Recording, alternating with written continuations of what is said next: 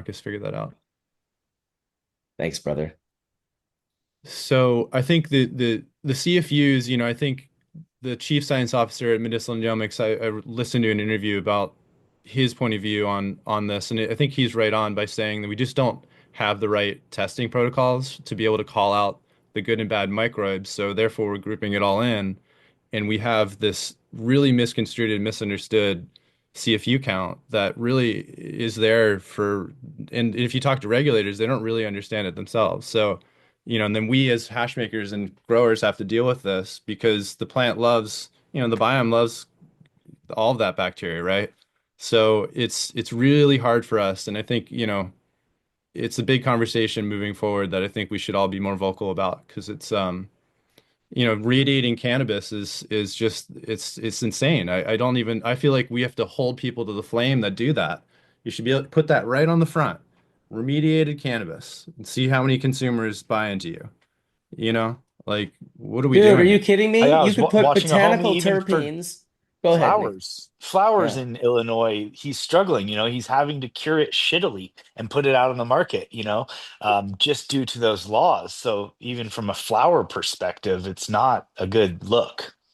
Yeah, Sorry. we have Go ahead, Marcus. living Well, soil in the market in New York State, and it passed flying colors with well below the CFU count, super clean. So I can tell all those people out there that are trying to do living soil organic, you can do it. You just have to learn the process and be diligent about your te in-house testing to get to that finish line. I really encourage people to not back down. I hear a lot of like, I can't do that because of this X, Y, and Z, right? Well, keep pushing people. Yeah, I'll agree with you. Growing and living soil is a tough one, man. I will agree with you 100% there. fresh frozen is helping a lot of these situations, where the testing is very rigorous in these states. You freeze it, and um, you know, th- oftentimes they're not even testing that stage. It's an interesting dichotomy right now, but fresh frozen's helping a lot of these situations. So freezing for us. The funny thing, though, ultimately, is that when we're really looking at CFUs from a pharmaceutical perspective, we're limiting it down to submicron rooms. So ultimately, when we come at it from the cannabis field and we see 1,000 as an arborate standard, but then we've got in Colorado something around 10,000 to 15,000 allowable CFUs, we're not necessarily even taking it down to the level of which our competition is. And our competition, unfortunately, in this world is the pharmaceutical industry. And that's the prevalent force of what really guidelines and sets the standard for us, even if they are arbitrary standards. So when we're really thinking about it against our competition, which is something of that nature, we're not even really close to being able to achieve it with any of these standards because ultimately what we're really trying to achieve is we're trying to achieve a continuous flow process. And every integral step that we're talking about here, ultimately, it sidesteps that in what in a throughput sense actually limits our costs and allows these scales of economy to really work for us and get us to the same manufacturing standpoint that at least our competition is at with the scales of volume that they do produce.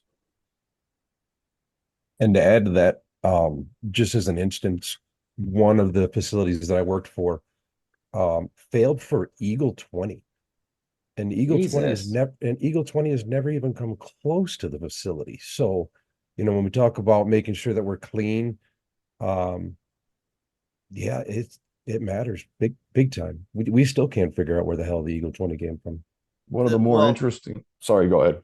there's only two places it could have came from. Either the lab had contamination or Likely. um very likely, probably the most likely. The other thing is that if you collected a clone from someone else, right, that had been treated and flowered within, especially a what are they called? I'm brain farting right now, but a systemic pesticide like Eagle 20 So it probably has a had. 60-day half-life, right? Yeah, I think Yes. Eagle 20 is somewhere around 100 to 200 days, right? So if you had acquired a clone from someone or somewhere that had been treated directly, it's possible that that clone specifically could test anywhere, for the next 100 plus days. Yeah, we've seen that So, with a lot of different clones people have tried to give us. We take a tissue sample and Fletch, you're right. We've seen upwards to 120 days. Well, It's I'll say this much. I would much rather get a clone from somebody that has Eagle 20 on it that I can mitigate than get a clone that's absolutely teeming with Eagle 20 resistant powdery mildew. yeah, that's So, I think there's a lot of like um hate for like pesticide IPM regimes. And it's like, it's all about application, people using the right shit at the right time to completely eradicate a pest rather than letting it persist in an environment and grow a tolerance to your mitigation efforts. You should use the right shit one time, not use the wrong shit a million times. well said, Fletch. That I 100% agree, man. Like passing clean clones is more important than passing a plant that hasn't been quote unquote treated. What we're really looking for at the end of the day is sterile tissue. And the easiest way for you to produce sterile tissue is going to be either tissue culture, cleaning it like you would a tissue culture sample, or treating it with um, systemic pesticides for the pests that you have problems with. That's going to be your best method for eliminating the pest from the actual tissue of an individual plant. I'm not advocating to spray rooms with Eagle 20, but what I'm saying is to disinfect tissue when necessary is important. And if more people did it and used the stuff correctly and more effectively, we wouldn't have nearly the persistent pest issues that you see in most commercial facilities. Yeah, and tissue culture is taking it a whole step further because it's not just taking care of pests, it's taking care of bacteria and viruses and Yeah. fungi that are Well, impregnated and into those that systemic tissue as well. fungicide help with that, So my point is simply if you don't have a tissue culture lab, Yeah. I'm just trying to help the people that maybe don't have access to everything. Yeah, like Heritage Seeds said in the chat, there are endless people peddling PM infested clones in our states. Oh, I mean, it's a bummer. I'll say this much. I've never been to a single commercial facility in California that doesn't deal with persistent PM issues. I agree. Haven't 100%. seen Same one either. And I've Chris. been to hundreds of grows in California. Yeah. Well, That that comes into relative humidity. That's what's nice with making it here in Colorado is we don't deal with PM very much. I mean, every commercial facility in Denver I've ever been to had PM too. Granted, I haven't been to any in recent years, but it's persistent even in low humidity. It's just the existence of the pest in your garden, really. it goes back to the hot and cold swings too. It's not yes, humidity plays a role, but if you look at any white paper, any deep study on any of this stuff, you start to see that it's really temperature swing and then variety, genetic makeup has a lot to do with, as we all know. The But main thing is that pest being in your environment in the first place and being persistent and holding over from some other source. Like I've been growing in Washington State for 23 years, and I have buddies that never took in outside clones from other than me, and they've never seen powdery mildew before. Ever. They don't treat for it. They don't use sulfur products. They don't spray micronized sulfur. They don't use a sulfur burner. They don't use Eagle 20. They don't use anything. Wow. And it's simply because the pest doesn't exist in that environment. I mean, even in like I've seen so many closet grows over the last 25 years that never had PM, never got it because the clones that they received didn't have PM. They didn't bring in any contaminated tissue and they didn't visit contaminated gardens.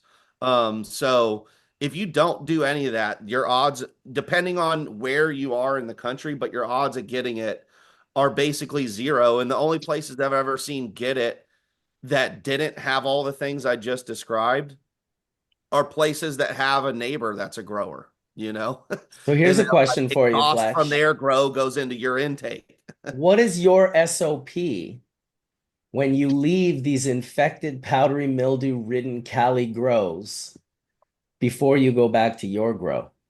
Well, first of all, I never go back to my grow directly. And I've No, of never done course. that in 20 years. Second of all, you need to strip naked outside your house and put all your clothes into a garbage bag. If you have plants at your house, if you have no plants at your house, then I would just take all your clothes and put them straight in the washer. But um, you have to keep in mind your shoes, your hair, all of your clothes, anything you are wearing. You have to completely break the cycle.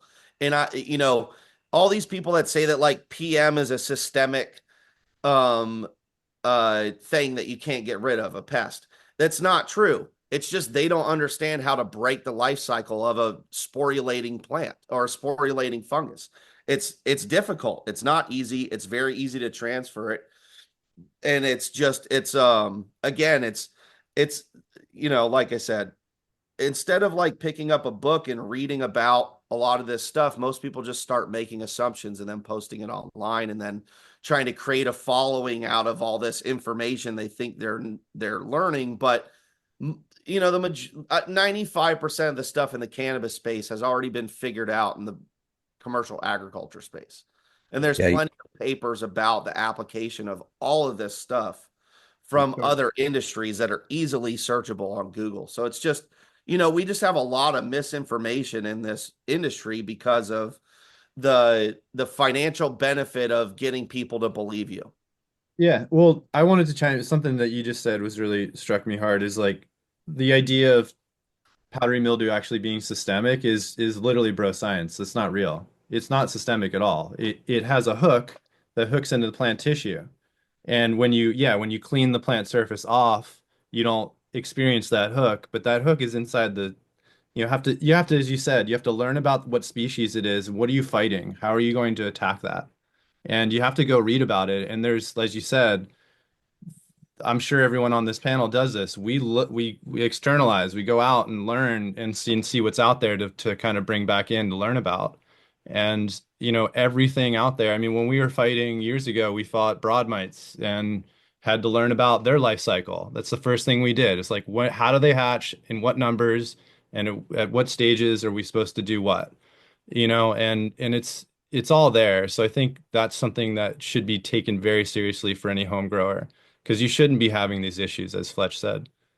It's Well, all, I think part of it also comes from not only the misinformation out there, but also I feel like people get a little scared to treat. And so we run into what Fletch is talking about as far as having these resistance. It's no different than us humans getting sick, being fed antibiotics until all of these illnesses, they're now antibiotic resistant.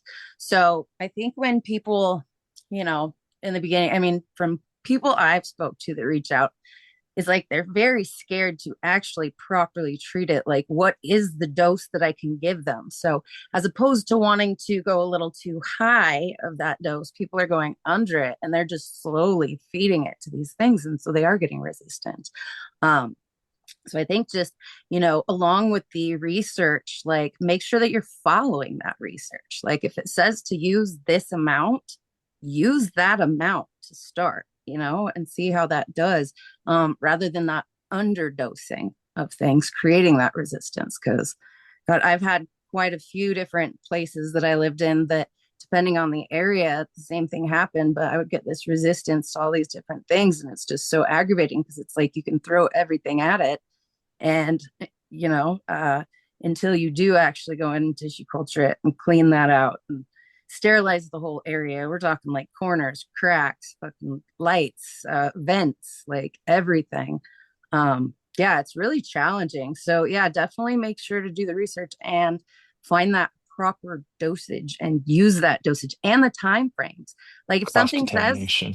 yeah, if something says that you need to do something every 3 days because a certain pest's life cycle is established like that, like without understanding the why you're applying that, well, why do I have to apply that in 3 days? Well, what if I slip up and I do it in four? What if I do it in two? I think people are missing the fact that there's a reason that there isn't a dosage and there's a reason that there's timed application. So, yeah. yeah, the other thing is dunking your plants is a far better way to get full coverage than using a sprayer. Yeah, foggers are great, but there's nothing like a solid dunk. Well, and you're still dealing with, you can't dunk your soil. I mean, you can do drenches and that can be pretty effective, but like Jen was just saying, you got to clean your whole room, which if you have active spores and everything, then yeah, you want to clean all your fans, your cracks, but you're never going to get every crack. But really at the end of the day, where these pests hold over is on the plants themselves. And the plants are actually the hardest thing to clean in this entire thing. That's what they live on, that's what they live off of, and that's what their life cycle depends on. And so, what most gardens just don't realize is that one plant that you're keeping a mom of, that extra tray of clones that's holdover between your cycle changes, this extra tray of clones you got from your buddy that you're keeping over here because he needs them. Those are the plants that are continuing to infect your garden. You have to have essentially like clear delineated environmental lines in between every stage of cultivation. And if you don't, you're going to end up with persistent pest issues if you have those pests in your environment. Yeah, I Very think true. Very Another true. thing to look at that, like, it's so easy to overlook things that'll contaminate. So we talk about like clothes, we talk about like, trays, this and that. But what about like brooms? Right? I mean, how many times have I gone to grab my broom and been like, oh shit, like my broom needs to go. Brooms, mops, mop buckets, like cleaning accessories, like it's literally everywhere. So things like that. We I mean, if you we get a clean broom all of in there, that, but the worst thing that anyone brings into a lab for contamination is a telephone. mhm. Phones are brutal. Yeah, and if you're wiping them with like ISO in particular, like you'll degrade the screen. You'll actually over time damage the screen of your cell phone. So I've always just washed everything in my lab, brooms included. Everything gets washed that's in the lab because it can all be contaminated. That being said, I've made some of the best hash in the world just in my garage in a plastic bucket with a cake mixer and smoked that shit and enjoyed it pretty good too. So there really is a dual conversation happening. You have your conversation that is the business end of this, where we are under regulatory framework that we have to follow. We're no longer trying to just get hash to our buddies. Now it's like, oh, I just sell to like an entire state or an entire country, like maybe 10 provinces or something. So that becomes a very, very, very different game.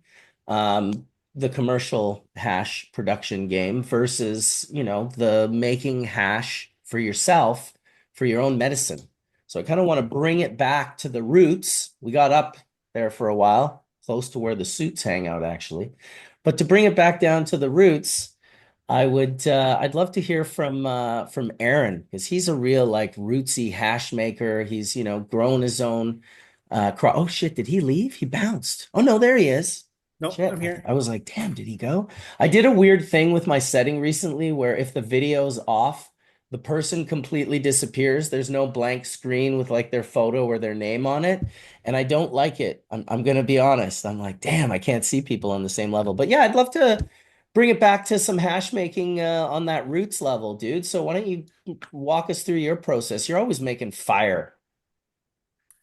Well, I mean, I kind of started on the medical side of things, and I've made a lot of hash, but unfortunately, I've needed to consume opportunity to sell it and recuperate any of my expenses, and then my whole spiel kind of comes out of my disability check, which is a little unbelievable to me because it doesn't really even pay for food. Um, but yeah, so I guess my topic would be budget hash making, um, and really going as natural as possible. I get maybe natural is not the right word, but doing it organic and putting plants out in the earth under the sun. Um, I mean, cannabis plants need a little bit more nutrition and love than just leaving them out in the sun to grow. But I mean, it's almost kind of it does itself. If you take care of your plants outside. So I found that to be not only the most budget friendly way to grow my medicine, but I also want to grow my medicine organically under the sun. So it works out that it's kind of the best way for me. Um, and then, without a greenhouse or any kind of covering over your plants, they do get a little dusty over the course of flowering outdoors in Michigan with, all of the pine pollen around in the air and the chemtrail lines in the sky of who knows what chemicals they're dumping. So I do give them a dunk at the end of the harvest before I hang them to dry. I kind of, because of all the mold and pollen and spores and things in the air, I think that kind of helps remediate or clean a little bit of that before they go in the drying room to sit there for a week or two to dry. And yeah, I just air drying then was a whole lot cheaper for me than buying like 7 deep freezers to put fresh frozen in. So that was just the natural progression for me is to, I had a barn. I, hung all my plants up there. And then, right when I was starting is kind of when freeze dryers became popular. And that was just, that's half of my year's disability is a freeze dryer. So that's not even a possibility. And I do everything in my barn. I've got one room in my barn that I clean every corner of it with cleaner and make sure it's sanitized. And yeah, that's just been my whole process is just natural isn't the right word really, because that's kind of an appeal to nature, but as basic or as raw as I can, if I can do something manually rather than have a machine and just push a button, for me that's just more fun. It makes it more of an art form or more of a song. I came from the creative arts, being a graphic designer and a musician. So hash making is just kind of another art expression for me.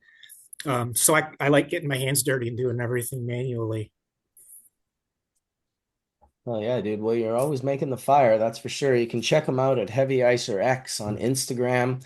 So he's got really nice, just quality photos and quality looking hash and colors, and he's just got the right eye. He is an artist, in fact. I always am impressed when Thank you. people, he kind of came out of nowhere too, dude. Like he was just like one day not making hash, and then like a week later, he was just teaching people how to do it. Like he just seemed to learn it so fast. Just pretty awesome, man. Well, I mean, at the beginning, I was basically just parroting your videos on YouTube because I'd been watching the Bubble Man how to make bubble hash videos for the entire first grow that I had outdoors. So I didn't really have the knowledge that I was my own knowledge that I was sharing up front, but I was kind of passing along your knowledge and just kind of sharing what I was doing. And luckily, I had a good teacher, so I was sharing correct knowledge, thankfully. Awesome. Yeah, well, that's what we do. We share the knowledge, right? I had really good teachers too, so I was pretty lucky in that sense as well, being able to accurately just know that what you are sharing is quite accurate. But here, I'll just show a couple of shots from your Instagram. I thought this shot was really nice. I've made a lot of hash over the years, and I never thought to just put them all together and show like I'm actually a part of this, like hurt my soul because I was like, oh no, they're touching. But it's also part of the beauty of it as well. It's like they're touching. Oh, that's nice. Right. Like, why are we segregating our hash by color? This isn't right. He's experimenting, man. I This is mean, what we were talking about earlier, right? Like that's the way to be. I love When I that. I mean, when I'm washing, I'm always washing to try to get 6 star. But like I said, I'm doing everything on a budget, and I'm doing it with outdoor plants. And 6 star hash is it's a lot of work to get it that clean and to from outdoor to the drying rack. So yeah, I forgot where I was going with that. But all the microns are always separated. I'm always going to have them on. I'm always going to pull the bags separately, and I'm always going to dry them all separately because I want to dab the hash each micron range individually. I mean, even if it's 2 star, I want to see what that micron range represents from the plant.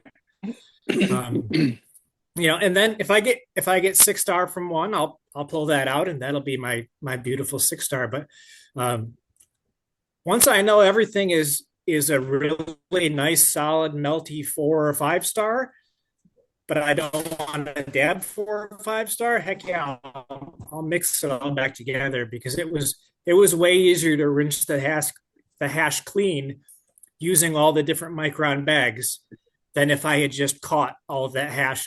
So I know it's a little scary to see it all mixed back together, but it's for good reason. It's my clean full spec now. For sure. When I So another question I have for you is how important was it? Because like you did go through this pretty substantial transformation. Like at what point did solventless and organic growing play in your sort of healing and becoming just a healthier version of yourself? Well, I had actually been converting my diet over to organic even before I got into cannabis, because I had had enough of my allopathic doctors giving me pharmaceuticals and never talking about a healthy diet. And so, even before I had realized that Michigan had legal medical cannabis, I was already like, maybe if I just eat a little cleaner diet, my health will improve a little bit rather than junk food all the time.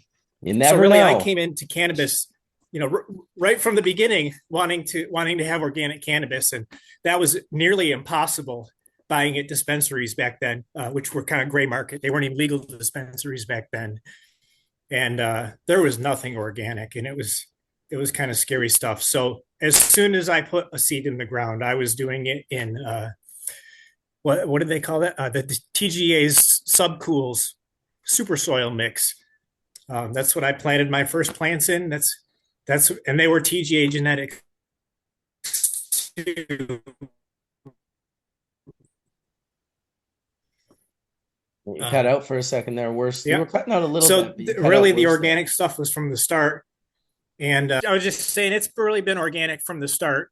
And even when the dispensaries started getting extracts and it was all BHO, I was like, come on, guys. I don't even understand BHO yet. And I know I don't want anything made with butane. I mean, I'm eating all organic and avoiding butane in my food. So, I don't want to add it to my medicine.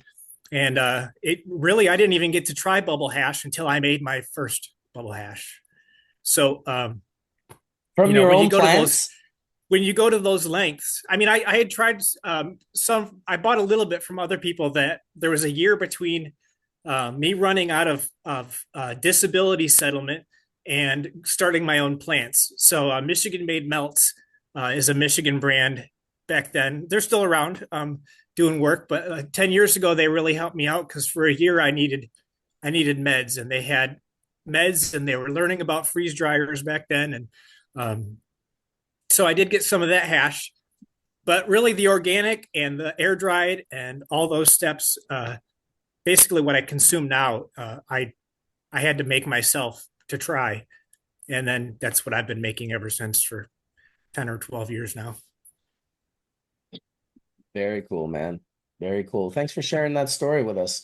I like bringing it back. We were getting pretty like corporate there. We were into like expensive equipment, and it's important to remember that there's a lot of budget hash makers out there as well. And the beautiful thing about budget hash making is, sure, maybe you're not going to make hash for an entire state, but you can clearly make beautiful, incredible medicine for yourself and maybe a few others without that much difficulty. So it's impressive. That's what I love about cannabis. I don't think that I hope it always stays in the hands of the people, no matter how big it grows with business and corporate entities. I do hope that it always, that people, I guess it would be scary if it got to a point where the business end of it was so good. Like I always thought if I could just go to the store and buy like an ounce of pure haze heads and like an ounce of like, just like hundreds of varieties of full melt dry sifts or full melt bubbles that it was just available and it was at that would almost be a bummer in the sense of like I would be sad about the the mycorrhizosphere of cannabis, that community of how it connects so many people together, not just because you buy it at a store, but because, I mean, imagine for Aaron, he's just like, I want to make bubble hash. Oh, well, you can't find material anywhere. I'm just going to grow some plants and learn about organic farming. And in Michigan, dude, where it's like Septoria is fucking everywhere in that state. It's insane. The Growing whole weed without getting that shit attacking on your plant, and then to be able to turn it into hash and then rosin. I mean, my God, man, I'm excited for your journey. what you're saying, Marcus, is really, really, I think, important because you can go to a heart. I mean, you have to get the bags from Bubble Bags or your favorite site. I recommend Bubble Bags, but I think you can go to a Home Depot or your hardware store and walk away with a setup, like for real. I Uh-huh. that's really important for people to understand. Like every single every single time we or me, have ever entered into a contest or whatever we want to call this stuff, I've washed outside in the middle of the night every single time. So I want everybody to understand you don't, like Marcus just said, like, and I do this on purpose because I want to reconnect with my 16, 17-year-old self that fell in love with this doing that. And it was about just the act of creating in a space, which is outside most of the time, because I do that on principle, because you don't need all this stuff. You just need the will to do it. And I think it's really important that Marcus said that because you can go to a hardware store and walk away with the setup and actually go home and make hash. Order the bags and get the right bags because not all bags are the same. But it's really, you can do that. And I encourage everybody to do that. It's what all of us, I think, did. I know I did. I went out and was like, I got to get this and get that. And then DM'd Marcus and was like, hey man, what else do I need? This was when I was a teenager in, the late 90s. You know what I mean? So if we can do this, so can you. And I really encourage it because it's where the best comes from is just finding it and doing it. I was You going to don't need share a video, but it went to an ad. I've made hash on a school bus with DJ Short driving through the city of Vancouver. I've made hash on my boat with Johnny B. I made hash with my buddy Phil. Johnny B was at this one as well, up at Chichicamis River outside in Whistler, British Columbia. I love making hash outside. I made hash outside on Ron's deck in the Kootenays with his old dog Buddy there. Every time I try to share it, it goes to here. That's just a little, it's just the snow. I remember this was a stressful one because I had to catch a plane ride in like 2 hours. And we started this like, so this is just me and one of my old mentors, Ron Hickey, who's still around living in the Kootenays and just making hash out on his deck, just with some brutes and just with, and it was just fun. It was just fun hash making. And it is true that I don't know why we're bullies. I don't know why we bully each other and bully one another and shame one another. So and just seem to get joy out of it. People seem to get joy out of shaming people, but it's like, you know what? If you got a bit of a ghetto system set up, that's okay. You can use it, tweak it, fix it up the best you can here and there, but it's certainly like I said, to this day, some of the best hash I've ever made was with a bloody cake mixer. And now, huge shout out to companies like Low Temp and coming out with equipment that you can, extract commercially with. I'm definitely not against that. I think it's amazing. But it's just at the same time, like, yes, if you've never gotten into this, you don't need to go spend, $10,000 tomorrow to get into it. You could go to the Home Depot, and literally get the equipment that's needed to play around and make this stuff. I think that's what was one of the things that popularized it was that it wasn't dangerous and that it was easy to kind of do in your own space, in your own kitchen. So many people made hash for the first time in their kitchen or out on their deck. If their spouse was kind of like, hey, come on, go. I think I was out on the deck the first few times, but eventually snuck my way into the kitchen and shredded up the kitchen, making hash water everywhere, sticky everywhere. Dude, Awesome. My current my R&D setup's been evolving for 14 years. Yeah, and it's Hell it's yeah. constantly evolving. It's not over. It's not done. my Right. first time washing hash with your bags. We've had this discussion before. Back in '99, I washed it in my That's effing really early. shower just because I didn't, partially because you didn't know at the time what to do. There was no shared information. And partially it's just what you have available sometimes. Not everybody can afford things. Yeah, Well, and the I most think the point that's we're making here is that the as long as you're like relatively clean in your after process, the quality of the starting material is what's important, right? It doesn't really matter how whether it was in your backyard, in your bathroom, or in $1 million washing facility that's making too much hash. If you have good material going in, your only goal with washing it is to preserve it as well as possible. Dude, and on that note, back in '99 when I grew my first harvest, I had shitty weed. But it was what you had to smoke instead of going to buy it from somebody. And I remember dumping my first harvest into that ice water and being like, that's everything I just had right there in ice water. Hope this works. And we got like a big spoonful. Ah, the loving spoonful, the infamous eyebrow raise. I'll never forget showing people this process back in the 90s when really very few people had seen it. You might have seen it if you were in Amsterdam and you went by Mila's place, but otherwise it was just 99.9% of people you showed it to had never seen it. They couldn't wrap their head around putting the weed into water. That was like a big one. It was kind of like, what are you doing? Especially when we went from trim, because it really started with trim, to flour. And then eventually, like Nicotine mentioned earlier, to fresh frozen. Now suddenly it was like, holy shit, we're not even like drying and trimming these plants anymore. We're just gonna capture them. That was a big change, the fresh frozen change, catching those monoterpenes and terpenoids had not been done before. Prior to that, it was all of those would have been cured out in the drying of the flour.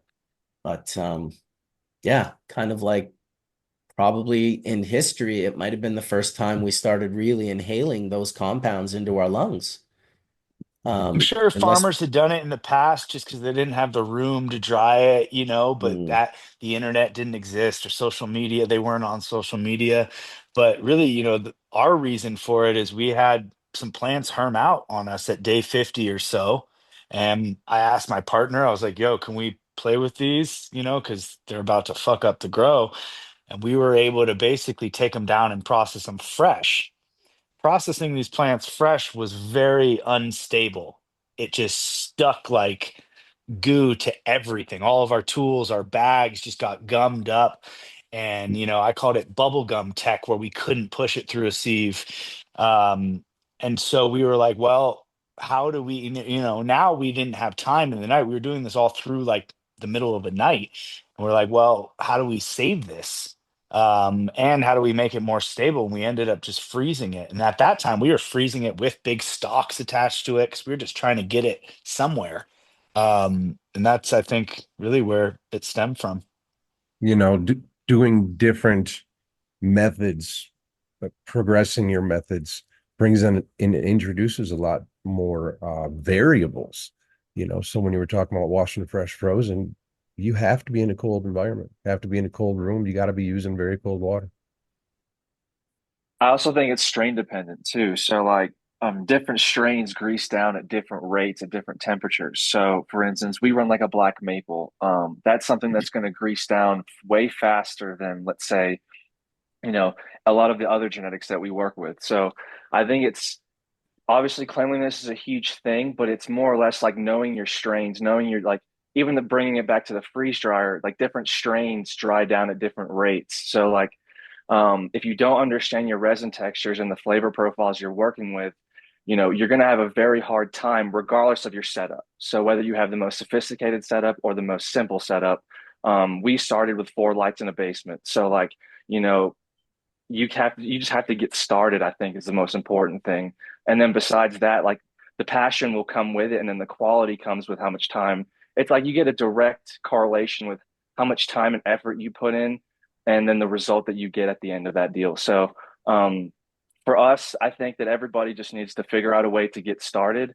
I understand that like money is an issue, so and that's how we're more of a boutique brand here on the Colorado market. So, um, price points they vary. So for us, it's a little bit different, but for the everyday grower, if you can keep it clean, if you can keep it simple, and then kind of like develop your system efficiently, and then you can duplicate that and teach anybody, then I think you're onto something. But until you get to that point, if you don't know how your resins or your textures are working, or how sandy they are, how fast they dry down, or the cure rate, you really need to get educated on the genetics that you're working with.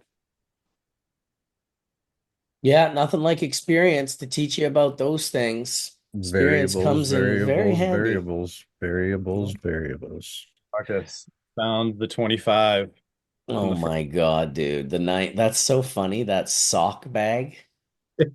Dude, and that's a super rare one, let me tell you, because that would have been like The maybe 20. two maybe 2000, because in 2001 I made that bag pink because my daughter was born that year. And And you have your the wife, I blue. believe, you said she hand sewed it. The ones that I bought back in 99, you told me she Yeah, in like hand 99 sewed she them. was making them for sure. By 2000, Mark Rose began to make them. He's my partner. He was Mila's partner. He actually was the manufacturer for all of the water extraction bags from the beginning, from both isolator and bubble bags. And he also coined the term isolator. He named that product. So he was partnered up with Mila. And then eventually he came over and started helping me and making bubble bags. So he's been making the bubble bags. Other than my wife, he's made every bubble bag that's ever been made. I have a whole graveyard of bag sets. There's like a whole, we save every one. We That's save one. awesome. So Dude, I never even saved them. I have like maybe I have a set of the original ones, like the first ones she ever make, I think are down in my garage still that she ever made. But other than that, I'm terrible. I never kept any articles that I wrote or and I just don't have like that stuff.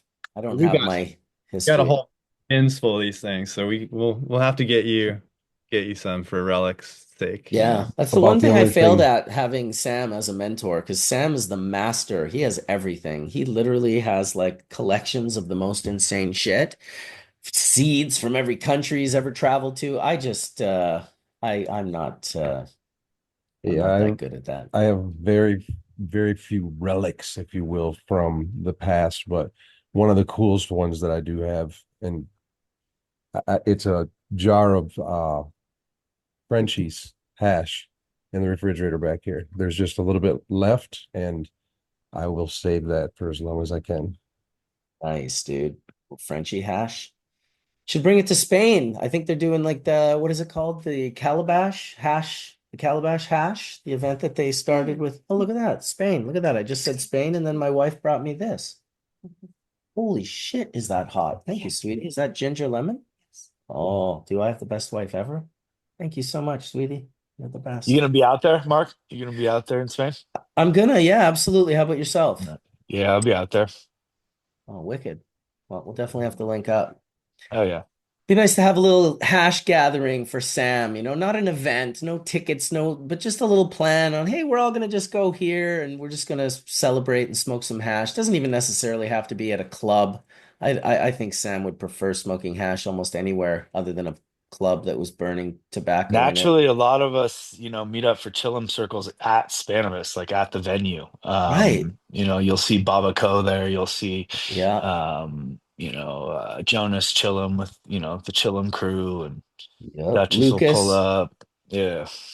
Yeah, I was at one of them Lucas, for last sure. year.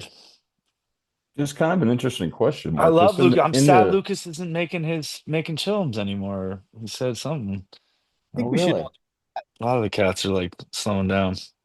in the tradition of a true scientist, Marcus, did Dave ever keep any journals or writings by any chance of his expenditures or any of his uses or anything that he bred, or did he ever have anything like that in all of his articles for I himself? mean, I couldn't say for certain. I just could say that he has everything that he has. So I'm gonna go see Diana in Amsterdam in March after the event in Spain, after Spanibus. We're hoping to create another celebration of life for Dave in Amsterdam, where he lived for, almost the last 40 years.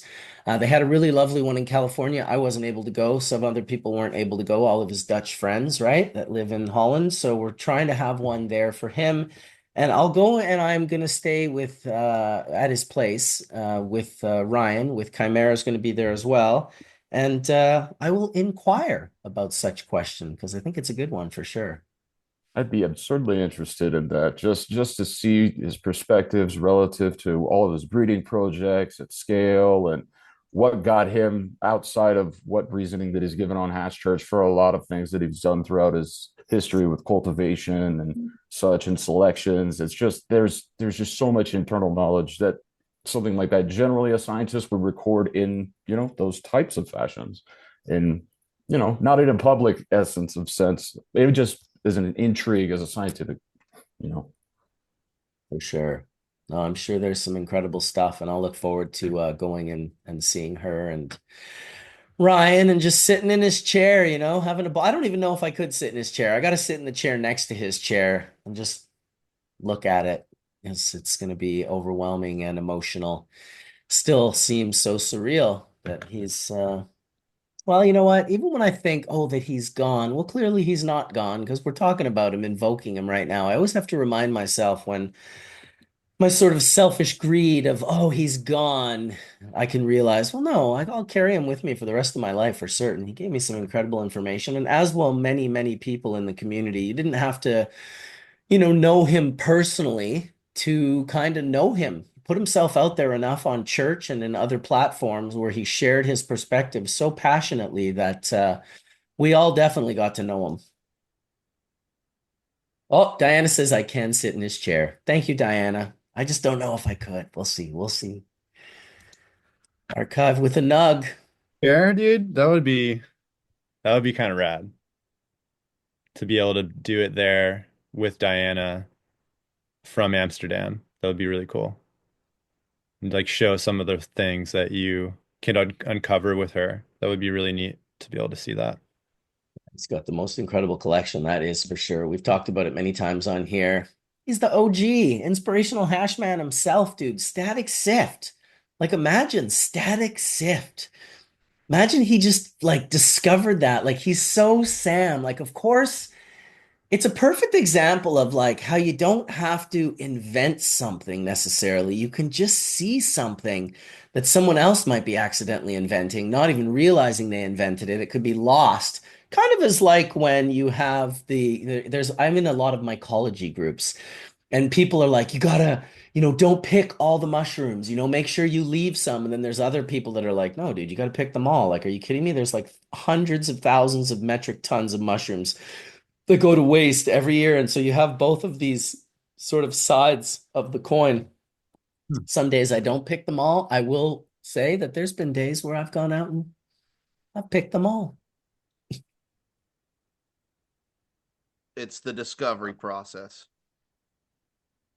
Dude, it's the discovery process. Exactly. So I'd love to hear what everyone's puffing on. I shared a little bit of my hash earlier, but you guys must be all puffing on some nice things. Can't even get a light on it. You got that dark jar, Colin. No, it's all, I'll pull it out of the end of the light. Boom. This is what I'm hitting right here. This is some Ooh. Z, Trop Z. And this is from Finest. They sent us some seeds. I guess they were doing some outcrosses. Oh, snappa. Get in there. Get in there. Come on, go clear. I hate when it won't go clear. Oh, did I get it? That dark rainbow flash is really great. Nice work, man. It's covers that whole realm of terps in the GMO realm. This So is it's got MKU melt. Thank you, John. I got some garlic juice rosin here Nice. Garlic from my juice. garden. It's garlic juice, but it's the phenotype is leaning towards the dad, so it's really papaya, really strong papaya terpenes.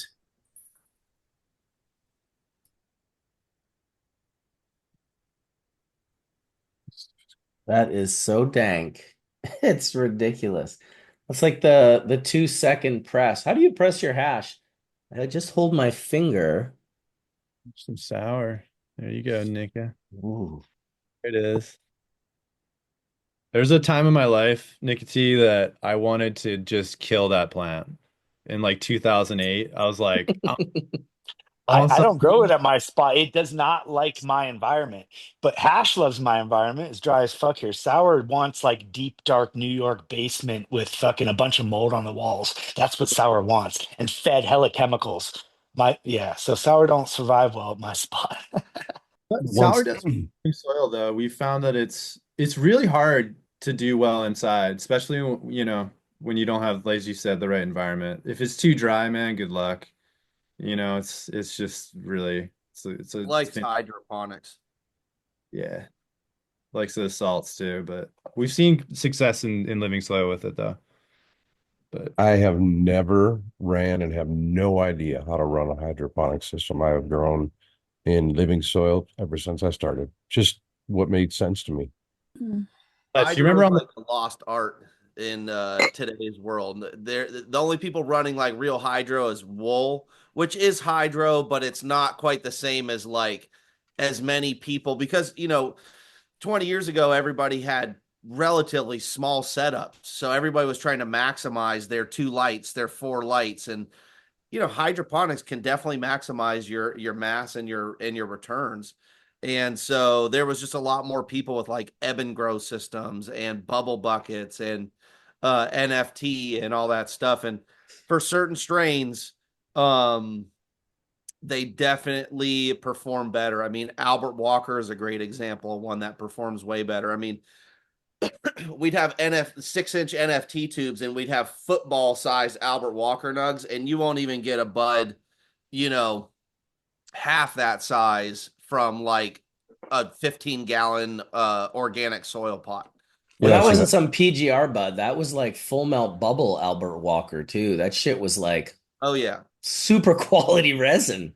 Oh See yeah, that. yeah. I mean, like, people say that like hydro has no flavor or whatever, and I don't agree with that. I think that you can get more complex flavor from organic. Don't get me wrong, but you can get for certain types of cannabis, the healthiest plant is what produces the best resin, and the easiest way to get a really healthy plant for some of these varieties is with hydroponics, and that just plays a role in the quality people get, and the ability for the grower to achieve it. And that was kind of what I was going to ask. If you had the same exact strain, the same exact clone, would growing in organic soil versus hydroponics affect the physical attributes of the the bud, so to speak? As in, would one be more dense than the other? depends. 100%. Yes, absolutely. Yeah, And 100%. density, Absolutely. and I think density, we all know when, well, maybe not all of us, but when we're making uh water hash, density plays a big role. It's a Yeah. variable, but when you have no plant health and airy bud, it's going to also play a role, you Oh, know? obviously, obviously. yeah. I feel like it's your In just general, hydroponic herb is more fluffy than organic herb.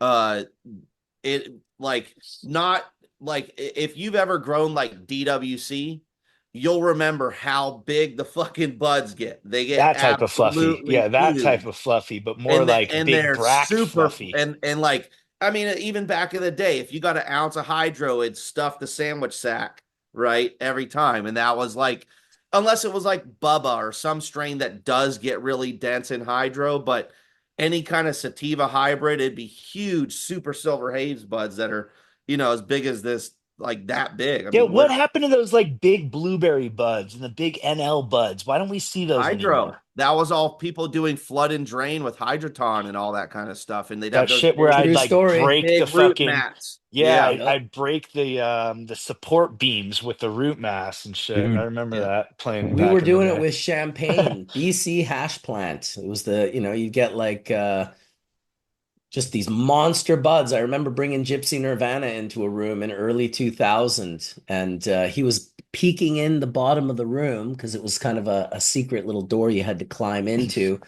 And he just was peeking his head. And so the lower buds were bigger than his head of this BC hash plant. It was Plus it's absolute HPS, right? So a combination of 100% HPS. hydro and HPS. Because Yep. now, I'd say a lot of us are at least running LED or something of the Huh? like, or a combination. At one of the facilities I work at, they have a cultivar strain of Talima that just grows 6 to 8 inch cola is on top. But one of the biggest attributes that I look for when pheno hunting is obviously a high producer, but more of an airy bud. Yeah. I remember Kong being like the one that did that for us. Like those Pong two was a big, bottle, yeah. 2 liter bottle, just like, it's big, big, big colas, man. And that was with Scott Marcus. Remember Scott? Yeah, we used to grow Kong together outside, and I would take care of all the plants and like that particular varietal, because he was in a wheelchair, so like he couldn't get to it. It was just there's this massive. But I think Sour diesel in hydro indoor gets do that. huge. Yeah. Deep water culture I remember So on the floor was like a big one. Like we were all chasing like big root mass, trying to figure out, like you said, Fletch, like how do we maximize our space? Because none of us had it. Um, Yeah, at the end of the day, back then you were trying to maximize yield per watt. That used to be, now it's yield per square foot because the limiting factor isn't the size of your power yeah. source, right? Yeah, yeah, yeah. But you're back in the like, What's y'all's opinion on HPS versus LED lighting on your resin? Have you guys seen a major difference in the two variations? Temperature plays a big role, I think, in that variable aspect. Mhm. Um, and so yeah. uh, I think that it took a while to catch up for LEDs to catch up, but I think they're definitely in a very unique place right now. Especially, I mean, I work closely with Grandmaster LEDs. I didn't know a ton about LED lighting. Thomas knows an enormous amount. It's really what he's been studying for the last 10 years. He was a part of another company, HLG. Now he started his own company. But it's the spectrum tuning that I'm really interested in. I really love this aspect of this cold blue light to keep the plants from stretching, having the ability of far red. If you have part of your canopy that's been affected and isn't as tall as the rest, you can use red light, far red light in that sense to stretch that up and get it up there. That he's got HPS spectrums now. He has, I mean, I don't pretend to understand as much as he does, but I will say when I made bubble hash with his crop that he had infested with bugs on purpose so he could test his new IPM light, the Predator, the Tarantula Predator, which is this crazy light. And we've had Chimera on here talking about the potential worry of damaging mothers on a genetic level, on a DNA level, but from a clone perspective and from a crop perspective, to avoid the possibility of crop loss, to like destroy powdery mildew spores, to destroy or incapacitate broad mites and thrips and Very aphids cool. and all these other things that have such a massive effect. That's how Thomas caught my attention because I was like, dude, I'm not really interested in LED lighting. Although I had gone some years prior to Montreal and I went and met the maple butter boys there that were making, they were the guys that were getting 30% return off flower rosin from the Where Is My Bike. And I went out and visited them. That's how long ago this was. We were all still on flower rosin. It hadn't really quite shifted yet to hash, which it would very quickly. But they grew with an LED light that was like, it was some experimental light. It was the first one I'd really seen. The plants looked incredible. Um, and that sort of led me down that pathway. Now, Grandmaster LED is on some other, he's all about over engineering and making the heat sink super think and putting like 5 to 6,000 diodes on a light. And so, yeah, the ability to spectrum tune your lights and I mean, I was looking for the photo. I had an amazing photo from one of his clients, and it pisses me off that it's not in here anymore. But it was two plants that he had basically grown, same food, same environment, same everything. Only the spectrum of light was different, and the plants couldn't look more different. In fact, he had like, I believe Jeremy they had from Build a Soil is doing one of them right now, side yeah, by side with two exactly, different LEDs. exactly. It looks great. Yeah, and Makes he's me want using to try and Grandmaster get a LED. sponsorship, man. What's good? Yeah, dude, absolutely. Yeah, yeah, I can Jeremy. introduce you to him for sure. I mean, we want more people working on the lights and figuring out, Man, I'd love to play. obviously My lights are manipulating the 6 years resin old. production, right? Dead. God, My LEDs are they've like turned to blurple after 6 years. It's crazy. Oh, They're yeah. just done, you know. My buds are tiny right now, and I've ran like 2 runs under these old lights. So LEDs Damn. do go bad. Build a Yeah, Soil, they by the definitely way, have life cycles. is about I don't know 10 miles up the road from me, so I could definitely hook you up with Jeremy as well. Know him Oh very no, well. Jeremy's a friend. I just want some of these new LEDs from Grandmaster. That's funny. Yeah, yeah, yeah. I remember Hook you up with Thomas. when I bought my first LEDs, it was mostly due to availability. I had these horrible Chinese lights and they just yeah, they were horrible LEDs.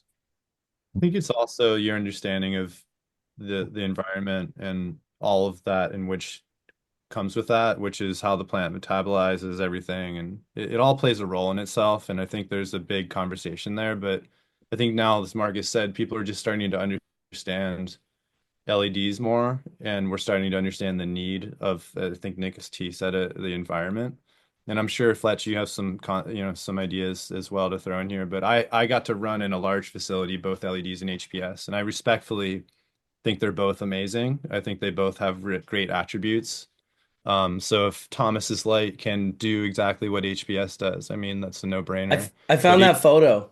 This is the same cut, exact same cut, grown Oh, there you in go. the exact same room under a completely different spectrum There of you go. light. Wow. And I that run is up. pretty monstrous. So that gets to the point where, if you have the ability, like the lights I have from Grandmaster LED are the Borgs, the Tarantula Borgs. They're his like highest level light, but he's got like Voyager and a couple of others under there that are they still do a lot of, there's one that does 60 different spectrums. There's one that does like 12. The one I have does over 500 spectrums that you can create, which Mhm. is, it's kind of like an F1 driver. Like you wouldn't want to give that key to that car to just any old person or they'll like destroy it. Like early on, people would be like, oh, give me a light. I want to test it. And Thomas would immediately be like, well, how do you have any experience with LEDs? Because if you don't, when you fuck this up and then blame my company for it, it's not really a good look for me.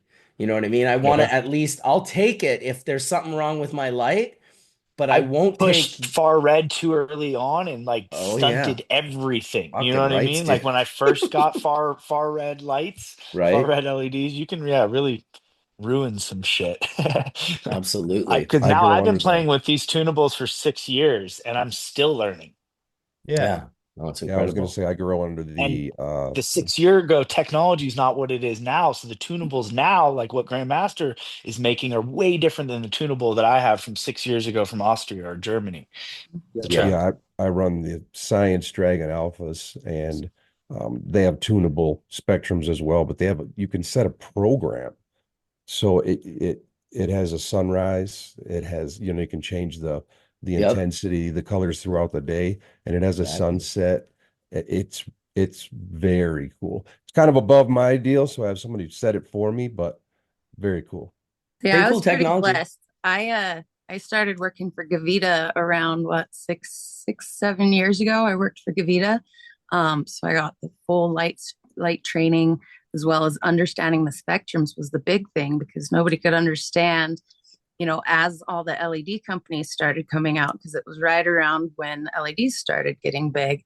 Nobody understood why Gavita didn't want to manufacture an LED light yet. And it was literally just because the technology was not there yet.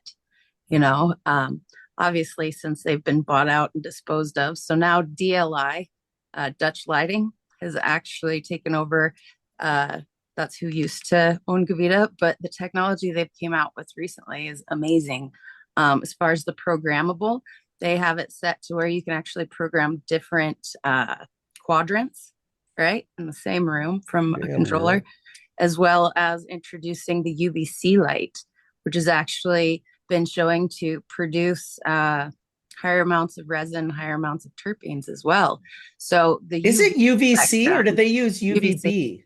No, I think the new one they've got out is the UVC.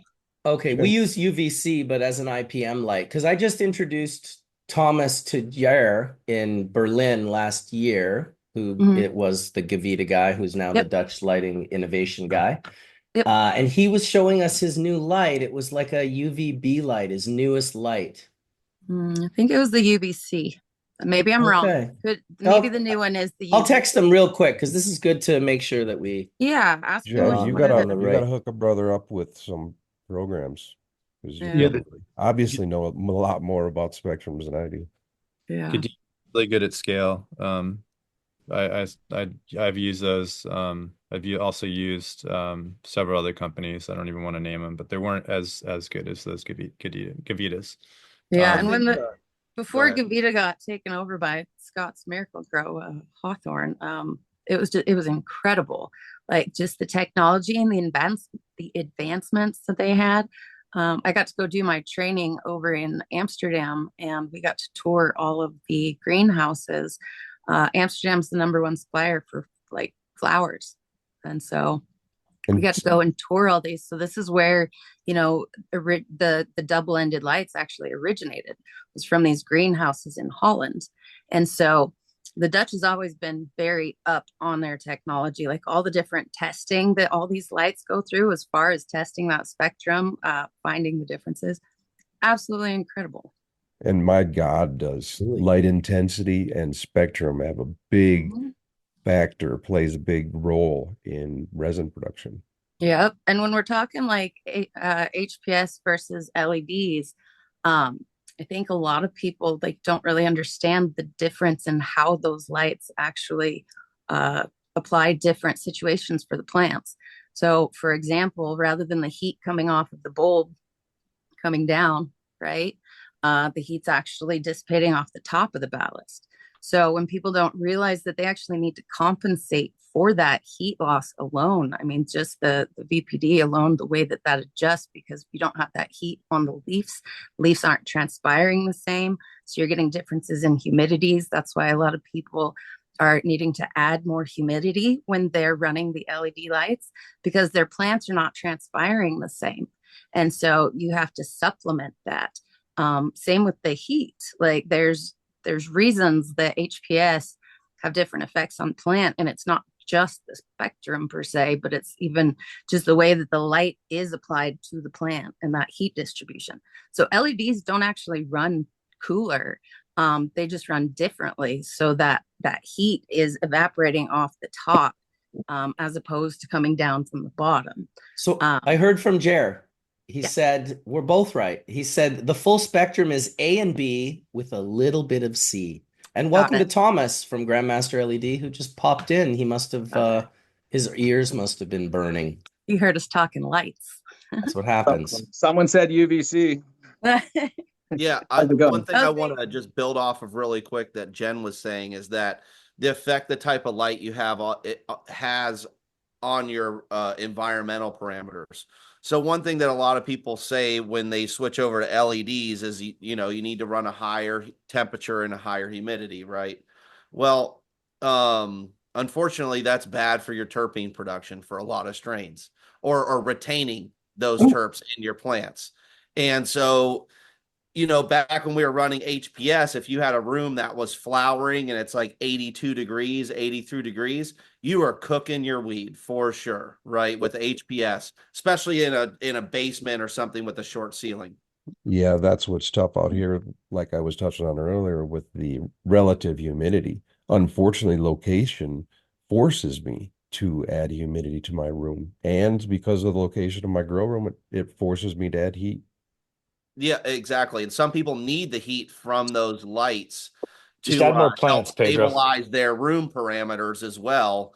And so, basically, what a lot of people are seeing is that, just like Jen was saying, the leaf surface temperature from HPS, you can run a colder room temperature, which in general is just going to probably, for a lot of people, they're going to think their weeds a lot better. So there's a fine balance between running all LEDs and having these environmental parameters that are maybe not as good for your the quality of your herb. But then, there is an efficiency advantage of like lower watts, using less watts, getting more lighting from it. And also having less heat load in your room. I mean, in rooms that we've converted, every LED light basically reduces the BTU load for that specific light by about 30 to 40% for us. Say So what you it said does have again, an impact GML. on HVAC. Say what you said again, Well, GML. I felt like what you were going to say was important.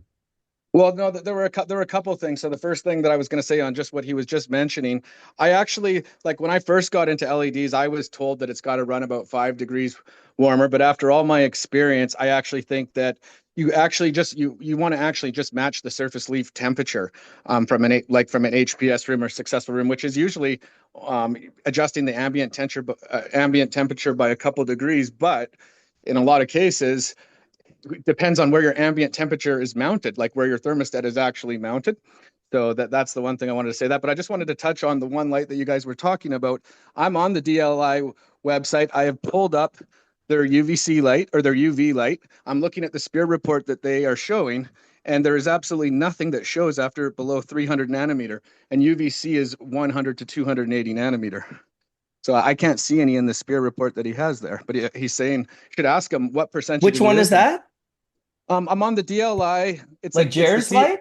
Yeah, it's the UV 150 watt double ended. You can actually pull up if you just go to the website. You can pull it up and see, and it does give a risk about UVC. But like I said, when I'm looking in the SPEAR, I don't see any spike where the UVC should be. It's Hmm. interesting. Yeah, we can ask him for sure. We'll probably see him in Berlin. Yeah. Thomas and I actually have a whole plan for an LED show to go really deep dive into LEDs, and definitely wanted to make sure Jer was on that because he's been doing it for a while as well. And him and Thomas got along pretty well when we introduced them last time in Germany. Yeah, interesting. You can share that if you want on the screen, Thomas. You know what? I'm actually just in the jacuzzi. I've got a really sore knee, so I was just so concerned. I'm on my phone, but I have my laptop on the side here and Dude. my phone going. But if you just go to the DLI website, it's right up on the top, and then you can load it and you can share it. You'll be able to like right on the top of on the top of the website, it shows their UV light, and you can download the brochure and you can see exactly what I meant. Because like I think this light does have certificate, like I think it does have ETL too, doesn't it? Or what is it? What are the ratings? Yeah. Right. I'm not I sure. guarantee you it'll have some because he just said Oh that yeah. it does. Oh yeah. So like if you like it's really hard. Like see it does have UL, and like so it means that if it does have UL, it's got almost no UVC in it because to get UL certification with you can't with UV because it's harmful to humans. And like if All you're right. it's a very small, like I can tell you that 5 watts of it is not like just having 5 watts of it of the wavelength that we have, we can't even get it with it. So like we're working on new technology to be able to do it. So it must have next to no UVC in it if it's got certification. Yeah, you got to be careful with those UVC lights. They're definitely not it's it's interesting because I'm sure some people will be like, I'll just deal with the bugs, and other people are like, I don't want to have bugs. I personally don't want to have bugs. I haven't gotten them many times in my life, but they have shown up before, and I've just been like, oh, these are anyone that's ever gotten them is like, My they're fucking plants have been nightmares. on this beneficial diet and I've been good. As long Nice. as you don't have the people coming in with the bugs. That part, once I got rid of that a year ago, it's beneficial diet's been great. Or I just put like grabbing clones from anyone. I put it in Yeah. chat earlier in the on. But I think it's the fortunate thing about running living soil is that bugs are going to be there, and when you have pests, a lot of time the way you treat them, especially in the soil, is finding a beneficial. So bugs are kind of an inevitable thing in living soil, and you just got to learn how to deal with them. Yeah, I think in living soil, like having rove beetles and hypoacis are kind of key because they're such tanks. They're like I don't even know if you could kill them if you wanted to.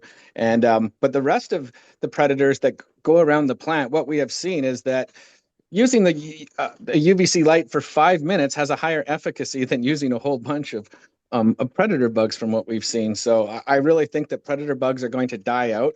Or like I think that people like in the next 3 years, like commercial facilities will transition away from using them because it's a waste of money and it's not as it doesn't have as high as an efficacy.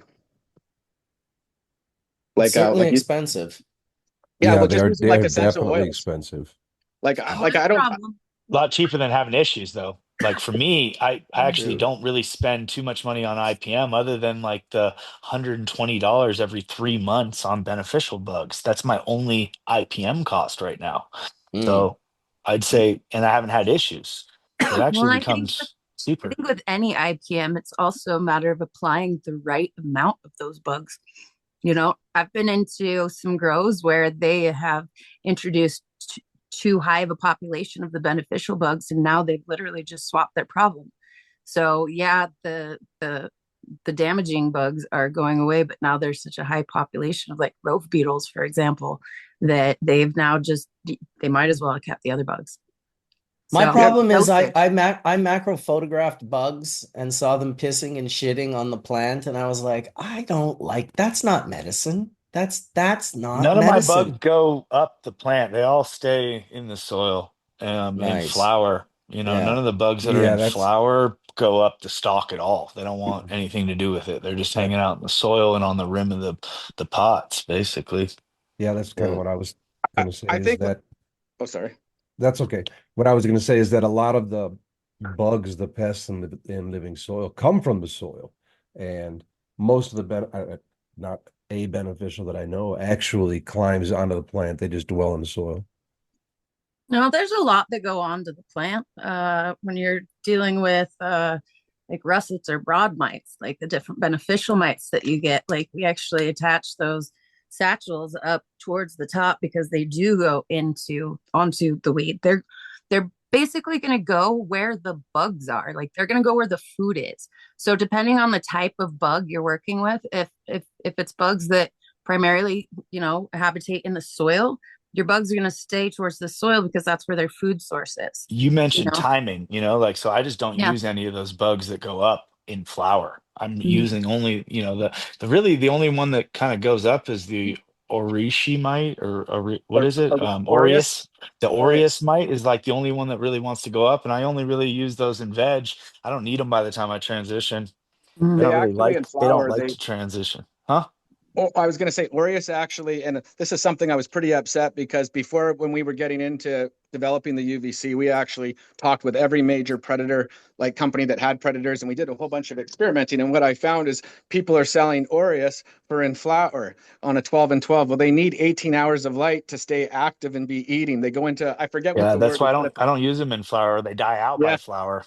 yes, Mhm. exactly.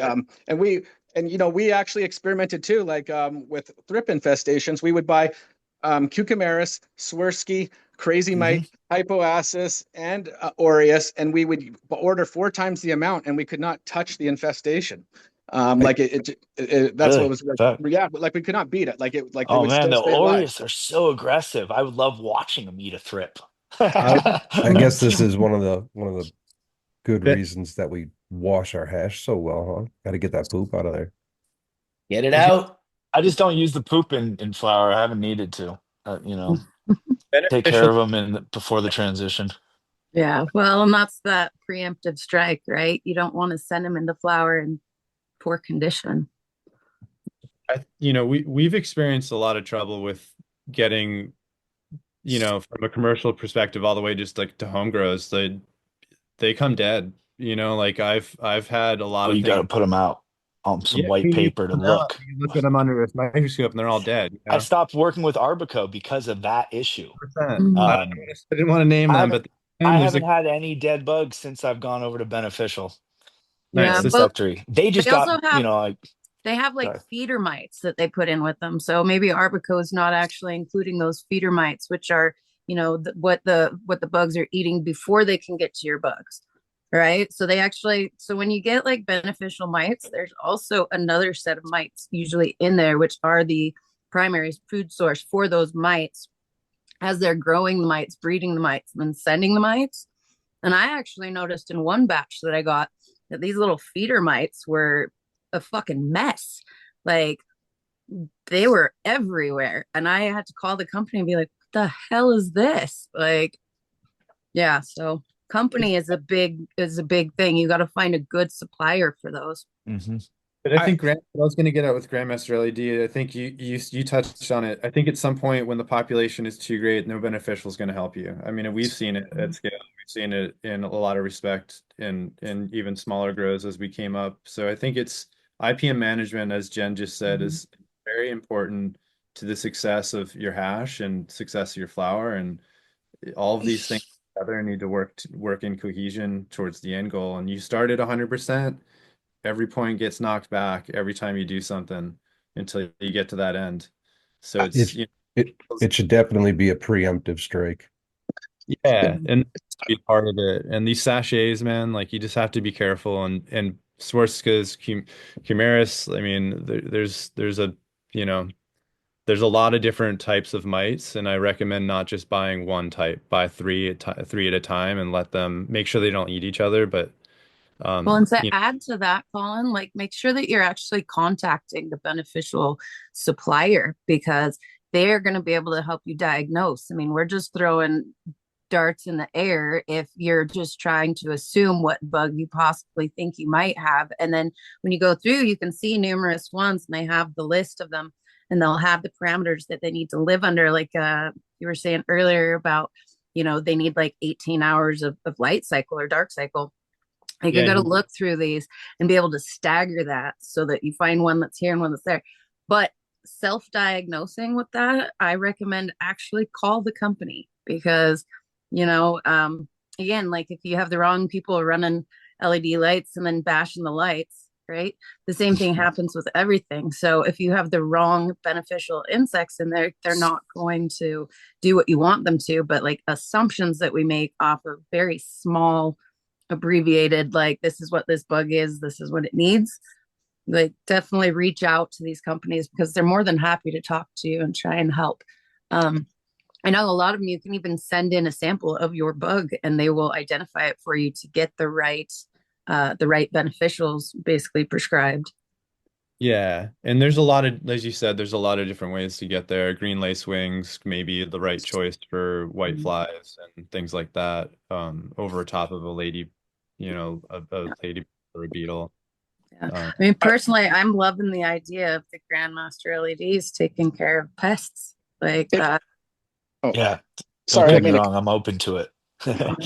I yeah. was gonna say, I don't think that they like. I don't like to advertise that this is going to 100% replace spraying, but I'd like to say that it may be about 90 to 95%. The thing is once you damage their RNA for like a week or two, like it disrupts so many different ways of how they communicate, how they function, what their instincts are to do. And after they've had that, it can even affect them making protein, and they need that to be able to survive. And once you've damaged their RNA, what we have noticed, it's about 10 times easier to knock them down with an essential oil that's got alcohol in it. So that's why I think something like Lost Coast Plant Therapy at 35 milliliters per gallon with 35 milliliters of 99% ISO is just an awesome combination of something. Even if you don't have it when you plant your plants, give them just a miss. It smells nice and it's not bad. It's not a bad pesticide. And also using in veg like a wettable sulfur could be is an also it's like for russet mites and broad mites, it's the cure and it's like super effective. I really think that just having use like just doing one spray and then using it with UVC, like when we were introducing spider mites into hundreds of mites that we could not beat, like we couldn't beat it, and we 10 minutes treatment, but with one spray at that mixture, we were able to completely eradicate them, and we did it in 3 different examples. One of them was a lab that was participating in this, and like I've dealt with spider mites, and it's not something that you could beat with one spray with an essential oil. Usually they would keep on coming back, and that's why I'm saying when damaging their RNA is a real big game changer, in my opinion. Absolutely. I used Lost Coast for a long time. I'm just blessed that I haven't needed it, because I think that's where I'm able to like stop it, but it'll also kill beneficials, it'll also kill those other bugs. So, Question when timing, timing is so key.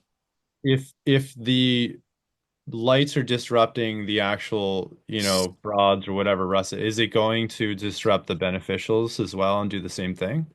Absolutely, for ones that are 100%. on the plant, but not in the soil because the light is pointing up. So, like, it has no risk of harming any biology in your soil. And even if you wanted to turn the light around and have it within 6 inches, you'd only be hurting the top layer. So, it's absolutely only gonna. That's why I'm trying to say is what is the point of putting beneficials if you're going to instantly disrupt their RNA and make them not function how they would normally function? It's a waste, and it's going to keep everything cleaner. Well, like I said, we can go in there with a thrip infestation. It breaks the rules of all the growing I've done in my life. I can wipe out any thrip infestation in a sealed room as long as I have full coverage in 6 to 8 days from the testing that we've seen. And which, like I'm sure Pedro, I know you've dealt with thrips a lot. Dude, I was just It's gonna say, help hook a brother up, man, because thrips, fuck. Yeah, well, this is the cure. They're a problem of the past now, and it's as simple as using it for 10 watts for 16 to 20 square feet for 15 minutes a day, and you do not have to worry about thrips anymore. And thrips are such a hard one to beat. Like a lot of people say, it's not a big deal, but they're easy to knock down, but then they just keep on coming back. Like I see facilities that have perpetual rooms, and it's like, man, they're in these cycles where they're stuck with them for years. And there was a facility that I saw that finally got to break that cycle with the predators, and it started by within their mums, and then each room they kept on resetting, and they've completely broken it now, and they don't have to worry about them anymore. Yeah, And well, thrips, I get when they thrips every time I open a bag of soil, but they just haven't been an issue. thrips, yeah, thrips are soil dwelling. So you've got to, in living soil conditions, obviously you've got to start at the soil. But I think no, they're actually, also no. concrete Sorry. bound. Like anywhere that I've I, grown I that heard had you say that before. concrete, We were talking about that before. right? They just like grow out of the concrete. Like it is so wild. So GML, we need to talk. Yeah, well, I was going to say what originally I thought, so many people have said that, well, they're in the soil. And, when we originally did it, because of other people's R&D that we were basing a lot of stuff off, we were afraid to use it for longer than 5 minutes, and we couldn't beat them. But only as soon as like I had decided, hey, I'm going to try stressing out the plant and doing 2 50-minute treatments. And it was only by accident that 6 days later, there were no thrips. And then we realized, oh my goodness, we can beat them. And we've done so many tests, and there's now thousands of people using them. And like out of thousands of people using them, we have about 3 or 4 reports of it not being successful for them. And in those 3 or 4 reports, I asked for footage and I said, do you have full coverage? Because if you have 4 tents and you only put it on 1 tent, they're just going to migrate and come back. Like you will never beat them. You need full coverage in the area. Anyways. Yeah, hook Pedro and I up. We're in. Hey, me too. And Throw me in Jen. there, coach. Throw Oh, me sorry. in. I thought. Absolutely. Like I've got thrips here that I'm dealing with, so I will definitely, yeah. Let's talk. For sure. It's been a long time there, Pedro. It sure has, dude. It's good seeing your face again. Yeah. The what do you call it? The roundtable days. It's been a while, man. Oh my God, how I'd love to bring back the round table. Oh, that was a good show. Yeah. That was a lot of fun though, back then. I've got an interesting question for you, GML. Have you had an opportunity to extrapolate what that light intensity actually does to the plant itself, aside from just the biome and essentially all of the pests in the environment that would be harboring there? Well, we're working with a fourth university now, so I don't have anything that I can report yet, but we definitely are going to have white papers published in the future here. We're working with 4 different universities. We just got in contact with another one that reached out to us in Canada that basically if anybody's getting a pesticide approved in Canada and they're trying to treat thrips, they go through this guy and he's going to be running a whole bunch of simulations in a university. So we're going to have we already have multiple people working on it, but we'll have some data, but I don't have anything to report on that. On spectrum tuning though, we do have some stuff to report. we've developed a recipe that's called the Transcend recipe, and I'm hoping this week we're going to be able to publish it. There's a company that I'm working with on the Vancouver Island that's had 4 crops in a row that's done over a 20% gain in THC and terpenes at a minimum. It's actually higher in some cases.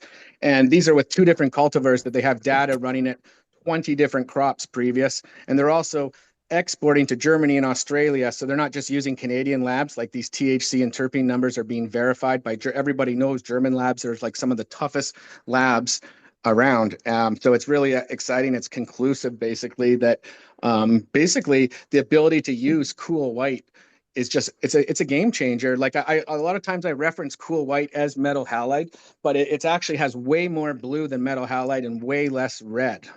So it's and it's got way more blue than what the sun has. Like the sun has anywhere from 25 to 30% blue depending where you're located, and this has 36% blue, and I think it's about 18 or 17% red. So it's just doing something that you can't do outside.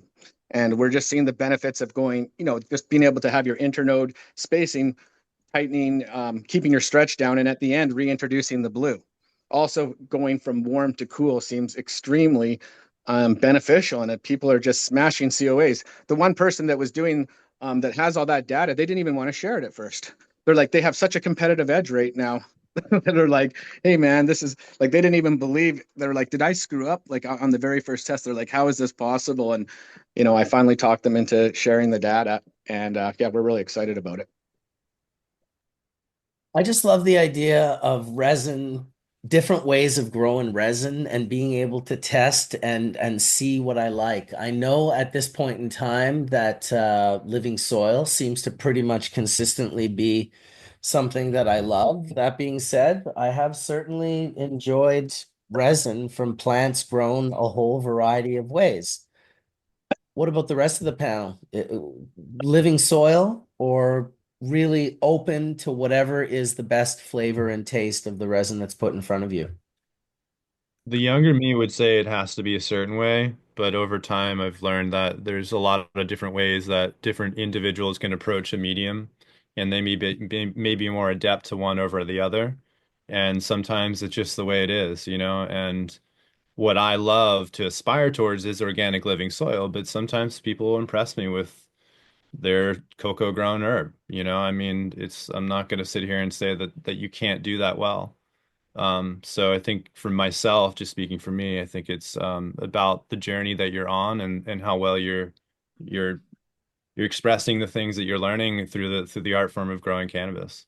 And that's sometimes can be LED lights, it could be salts, it could be organic. But that path is very individual. So that's my take. Yeah, I've done just about everything with the exception of full hydroponic. So synthetic, organic, indoor, outdoor. Having to work with what I have has kind of been one of those things. And I think what it really comes down to is not necessarily the inputs as much, whether it be lights, newts, soil, all that, as it is being able to pay attention to your plants and anticipate their needs in each situation. I've it's very hard to tell the difference between my organic and my synthetic, no matter how much shit people talk about this synthetic brand or that or whatever. It really just comes down to like being able to read your plant and understanding the process that you're using. And synthetics are not the same as organics, and understanding those differences and why, and then how to actually apply those to your given circumstance to have the best outcome for the plant. So, yeah. Well said. What Anyone one thing else? that I Oh, one thing I was just going to quickly touch on, that's, I don't mean to change the topic, but if anybody that likes sun-grown stuff, one point I wanted to bring up about the sun is it like basically if you're growing outside, you've got 5% UVA and about 0.2% UVB. And I think that plays a critical role with the blue, which is 25 to 30% also. We've actually developed a UVB UVA that's going to be coming out in a couple of months that will let you match that if you want to match the sun, or even use more UVB than what the sun has. I think using more UVB is way more beneficial. And any of the side-by-sides that we've seen, it's like UVB blows away UVA in every way. Sorry if we're going off topic there. It Hey, even Tom, rhymed. Anyone else want to answer that question? It's not actually really off topic if you think about it, because in a lot of the white papers and also in our side by side studies, we've done progressively growing through indoor mixed light and then ultimately full sun outdoor. Um, we've seen in the hemp spectrum, aside from also inside of cultivars that are THC based, we've seen a variance of side product cannabinoids that actually get formed in these processes relative to the ancillary intensity of the light that is produced from an LED, from mixed light down to the indoor environment, versus the oxidative stress seems to be intrinsically reduced from the direct sun relative to, of course, as you have just stated, there would be in excess of the UVC or UVB light intensity coming into that spectrum, which seems to be a catalytic energy that actually drives these cannabinoids and ancillary metabolite productions. Absolutely. Well, it's like a stress response, and they're trying to defend themselves, and they produce more resin. Now, indoor HPS, they have like a lot of people try to bring up UVA, and like it's one of the reasons why HPS performs better. And I don't think it is really one of the reasons, because it's like 0.2% of UVA. So there isn't, it's almost nothing in it. It's the warm temperature that people have a lot of success with. But yeah, I believe it all falls together. Color Well, I temperature is will. I think I wanted to ask you your questions on Thomas is, being someone who grew up growing cannabis on the East Coast and then has been to the West Coast to grow cannabis, I've noticed the color temperature is completely different. And then through the season, the color temperature on the East Coast actually evolves and changes. It's more like 7,200 by the fall, right? Like but in California, you're like at 5,200. It's like bright sun.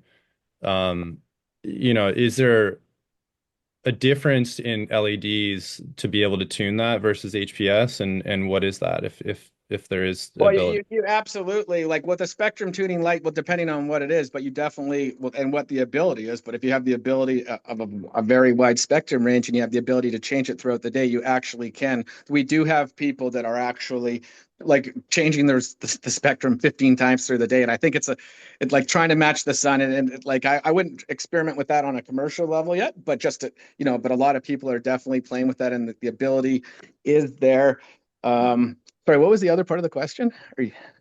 So, the first part was how that if you could tune the light, and then the second part is how much do you think the light spectrum plays a role in the development of that, as Tim just said, development of the VOCs and the secondary compounds, I, So I do think it plays I think it does play a massive role. yeah.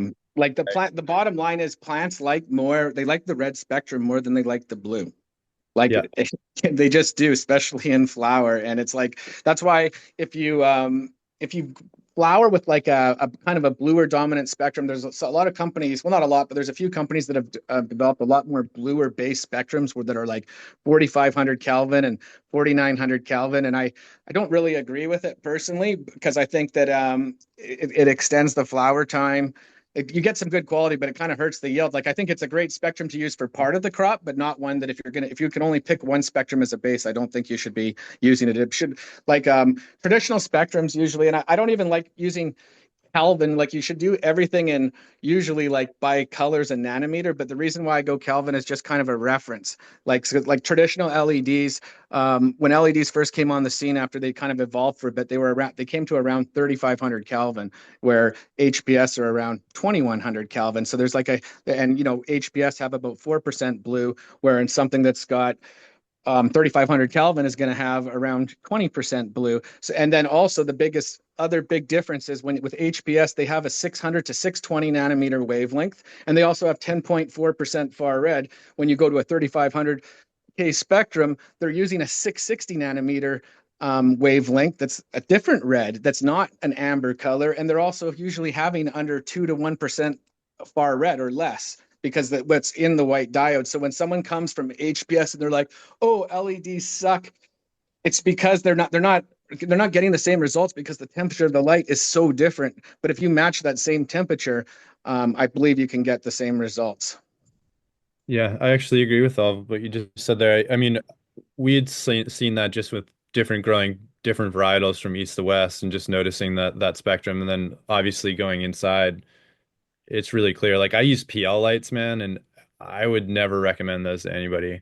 And we had some real issues with those. To your point, the spectrum was completely off. Like we took a hit using those, and we had to take them down and figure out what to do next because it was you're sold stuff. These people out there just trying to sell you the wrong stuff. Especially when we bought those, that was probably 10 years ago at this point.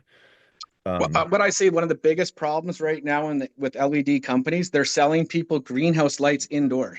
It makes yeah. absolutely no sense to me. Like people say, oh, it's high bay. It's because of high bay that you do not need to use. Well, like when you use a greenhouse light indoor, your PCB, which is the board that the diodes are on, they're running way warmer.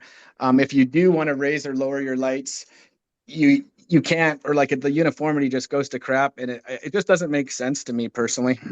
And I think Yeah. that like a lot of people will like, and also a greenhouse spectrum, which is a 660 nanometer dominant spectrum. And so many companies do this to hit over 3 micromoles per joule when it's just like this. That's a great greenhouse spectrum because you have the rest of the sky filling out everything. But if you start looking at a lot of spectrums and you start comparing spectrums and you're like, whoa, why is that spectrum so much fuller than the others? And what people are just driving the 660 nanometer diodes for a higher efficacy on paper, not because they're a lifelong grower, because they have what's best for, not because they're doing what's best for the grower, in my opinion.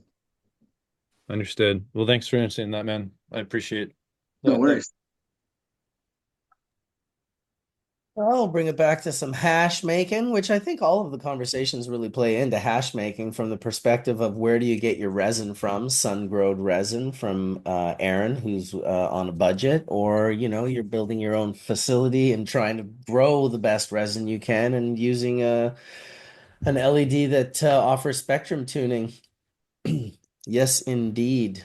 Love to ask this group a question while I have everyone here. Let me just find what I'm looking for. Ah, there it is. I am somewhat organized. Back to hash making. Or I guess, yeah, for techniques. This is a good one. How do you adapt your washing process based on different cultivars or starting material? And I guess by that would be the differences of resin, like when you get a dry resin versus a sticky resin. How do you adapt your hash making skills and really even recognizing the resin, right? How do you recognize the resin first to even know in the first place that you're going to have to wash it this way versus that way? I'd love to hear anyone on the panel's answer for that. I think that's part of the pheno hunting is that you want to find the correct resin. You don't want something that's going to be greasy. You want more of what they call the sticky sandy. I don't know. I've had some really great greasy stuff that by those standards, which I've definitely heard, they would just get passed up. Do you think it was a lower yield because it was the greasy, or did it match? I think that when we are so focused on yields, um, it doesn't make sense to me. Yeah, I guess I've never unfortunately. been pushing for the highest percentage, up until the last couple of years, I wouldn't even test my percentage because it didn't matter. Like it was all my product. So to put that obstacle in my way of trying to achieve a certain yields when really I go into the washroom with the intentions of getting as much yield as I can. So trying to actually apply those numbers and abide by some sort of a standard that this should do, like it just doesn't make sense, you know? Yeah, Um, yeah, I Well, it don't in know. sure a does in a economically if homegrown. you're a business. I was Economically, gonna say in a homegrown sense, absolutely, but I guess Yeah. I've been in the commercial market for 4 or so years running a processing lab, and unfortunately, people have investors and shit, you have bills to pay, and but so that's where we're losing a lot of this really amazing hash. So let's talk about the strains that just get forgotten because it is being commercialized and because that bottom line is the biggest situation that they're looking for. So I think we do need all of these little craft farmers that are continuing to keep a lot of these cultivars. Otherwise, they're going to get lost in the fact that they put out 4% instead of 7%, you know? You also try and wash like something like an ACDC and get 0.0003%, and it's just Oof. not viable to anybody. I think we first learned that lesson when a lot of these, hemp cultivars or CBD heavy cultivars hit the market. We're like, oh, let's turn a whole room into medicine. We fucked everyone, Yeah. to all Rather of us. rather save it for those blunts. Well, it's a Absolutely. fine Stick to There's a line that with way. balance. There's a economics. balance. Mhm. Exactly. There's a balance, right? It's like a lot of the companies will open the margin as much as they can, which shrinks out more of the rare cultivars. There are also companies that are trying to keep those rare cultivars, even knowing they're going to get much lower yields, which equal much lower margins. And And it I'll just toss becomes some of at that one point in greasy time. I'll toss some of that greasy one into like if I want to make Piatella style products, I Mm, will use some of those greasier cultivars. It kind of helps create that consistency that I'm after. So allocation is important. Mhm. yeah, absolutely. What do you And I guys think think of Piatella? when we are dealing with the greasy versus dry, it's also a matter of just fine tuning your room to be able to wash the greasier strains as opposed to just assuming you can't wash. Because I think a lot of people also, other than yield, I think they leaned away from the greasier strains because let's face it, if your room's not cold enough, if you're not working fast enough, like it's a mess. Like there's more risk Yeah, to washing that And regardless. temperature loss to the equipment. becomes yeah, Yeah. temperature So becomes much more of a need, I guess, when washing those greasy strains, especially like Nick had just said, equipment, your bags get all gummed up, and then you've got to deal with it. And Greasy's okay, but what about like the oblong shaped heads and the melted together heads that we're finding in like these runts like cultivars?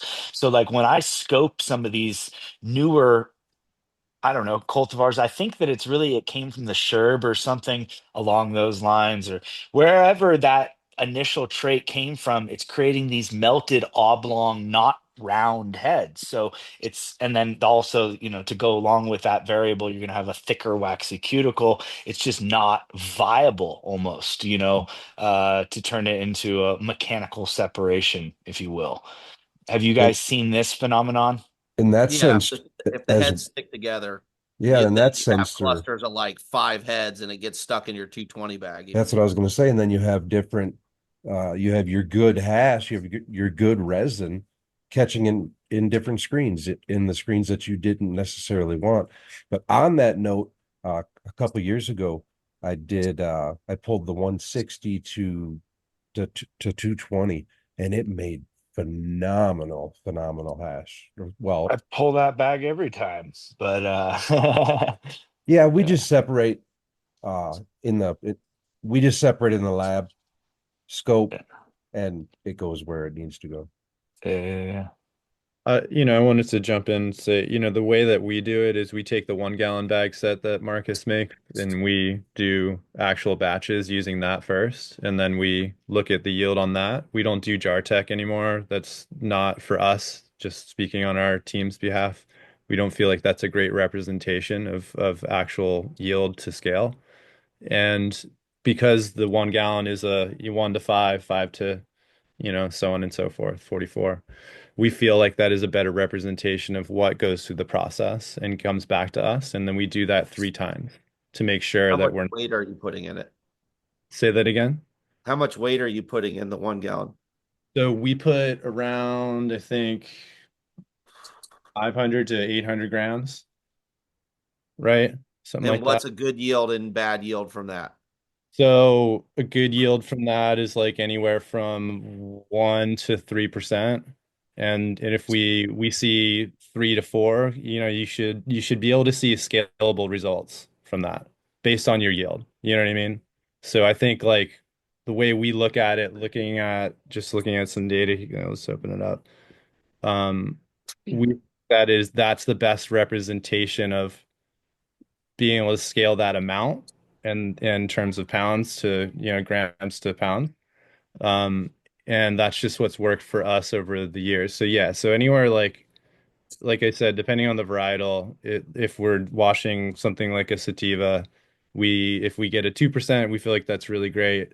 If we washing a contemporary varietal, we see 4 to 5. We feel like that's great and above. That's I think hearing people hit 7%, I want to understand of what, right? And what are you Yeah, measuring, sounds like right? you're beating the shit out of your material and just including it to, yeah. Yeah. So we want to make sure, we feel like you were getting actual desirables as I think it should be called desirable heads rather than these tails and whether other particulate matter that you may get.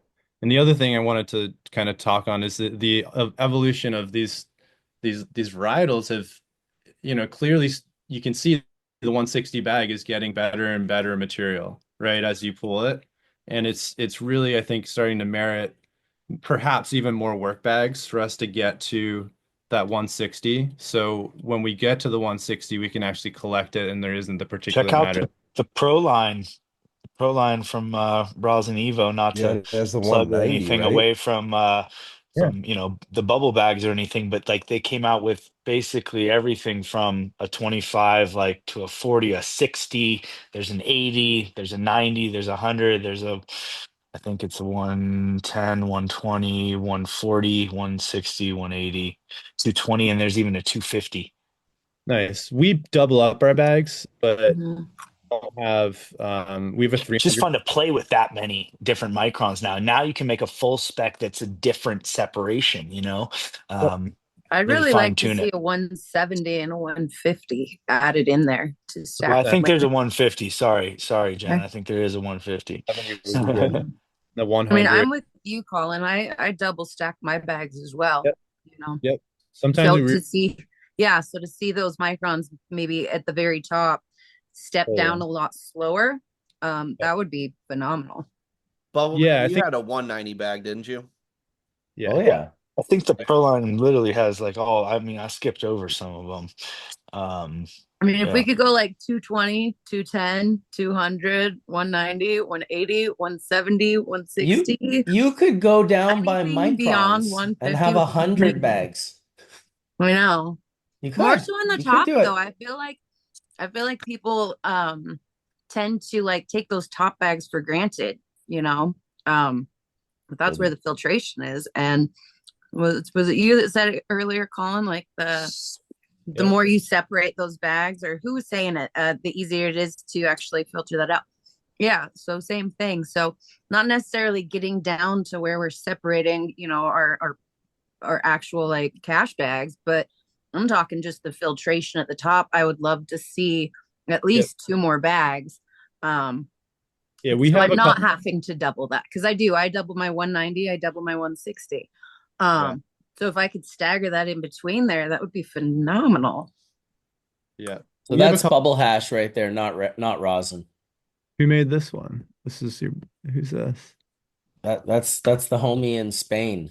yeah, Right. I was gonna add that earlier is that people, maybe everybody here needs to understand that the point that I look at all comes from a rosin stance. I Yeah. usually don't save much of actual hash. Marcus wants to talk about Piatella, huh? Or that tech or going in that direction.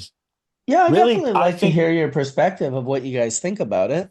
Piatella is just new age hash. Really, in reality, the reason for hash back in the day was for transportation and for, concentrating the big bulk flowers into something that they could move easier, right? And naturally, and I think one of the first times Frenchie showed me one of his, wrapped in cellophane balls or temple balls, that technology really traps the terpenes and you kind of see this oily layer covering the outside. So, I think that in essence, Piatella has been done before, but the boys at Uncle's Farm really pushed the boundaries and started using only specific cultivars and specific Mhm. micron ranges and calling that Piatella. And that part I respect. I don't think everyone should be calling the same technology Piatella because those boys have really refined the way in which they do it. Part of that Italian culture is just very specific in every little aspect. And I love that about all the Italian hash makers that have kind of made it across the pond over to Barcelona. They're really refined just little details. And so respect where respect's due. I think Piatella is for Uncle's Farm. I think that there's Piatella light consistencies, and people are playing with curing, you know, resin rather than rosin. Totally. That's my take on it. Anyone else have a take on that? Appreciate that, Nicotine. Yeah, man, I have a take on it. So yeah, I partially agree with you, Nicotine. At here at in-house, I just dropped 5 different versions of a Piatella SKU that we run. It's a way to pay homage to Uncle's Farms. It's a way to pay homage to the craft and the history behind hash making. But at the same time, I feel like you know that's like saying that's like saying one company owns like a cold cure batter. Like that doesn't make sense in my mind. I feel like there's multiple variations of it. So from that standpoint, I do respect it. I still respect it, but at the same time, I'm also on the fence about it in the sense where, we run a few different versions of our Piatella, and you guys are completely right. Only certain genetics that we feel can actually be of that consistency. So one of those would be a swamp water fumes. One of those would be a modified grapes that we run. That hit the highest terpene content we've ever hit, was 13.4%. And then we've also done a black maple, rainbow push pop, and then I've done a maple dunks as well. So we've tried a bunch of different variations. We don't do every single cultivar that we have in that consistency because they have to have a certain grease level. They have to have a certain rate at which they cure. For us, we have some of our own techniques that we use. We don't use cellophane wraps. We don't use foils. We try to keep it as clean as possible. Marcus, are you able to get onto my Instagram and show these guys one of the videos that we have of our melt actually curing? I think your I shit's suspect fire. I I could think do what you that. guys have been posting and even what I've seen in person and tried in person as far as your cured melt, I think it's fire. I think it's super fire. What video is it? Dude, There's thank only you. That six means up the here. world. Yeah, It so if you go to there's one at the bottom. It's like it's just got like a jar on it. I'm not able to see your screen. Oh, a There's jar? 2 pictures. Yeah, there's 2 with jars on them, and those are the videos that I would kind of like to show everybody, just to I kind of don't show. see We any did a time videos with lapse of the jars. curing. Huh. So go to the ones in our messages that I sent you. If you can go to Yeah. any of those videos, there's 2 videos with jars in there, with mason jars, Oh, and you can okay. They're in the messages. the different levels of greasing down. So one of Okay. those is going to be what we did. We did swamp. We combined them actually. We did swamp water fumes and modified grapes, and so that's in one of the videos. And we actually did a really close up micro view of the actual head. So it gets pretty creative. I like it already. So that's at a 12-hour grease down. So that's just room temperature cold cured water hash. So Hmm. but only certain strains can do this. So you can see the actual mechanical separation of the heads. Hmm. Yeah, I mean, this happened to the very first batches of freeze dried hash I ever made. Yep. As soon For as we sure, for sure.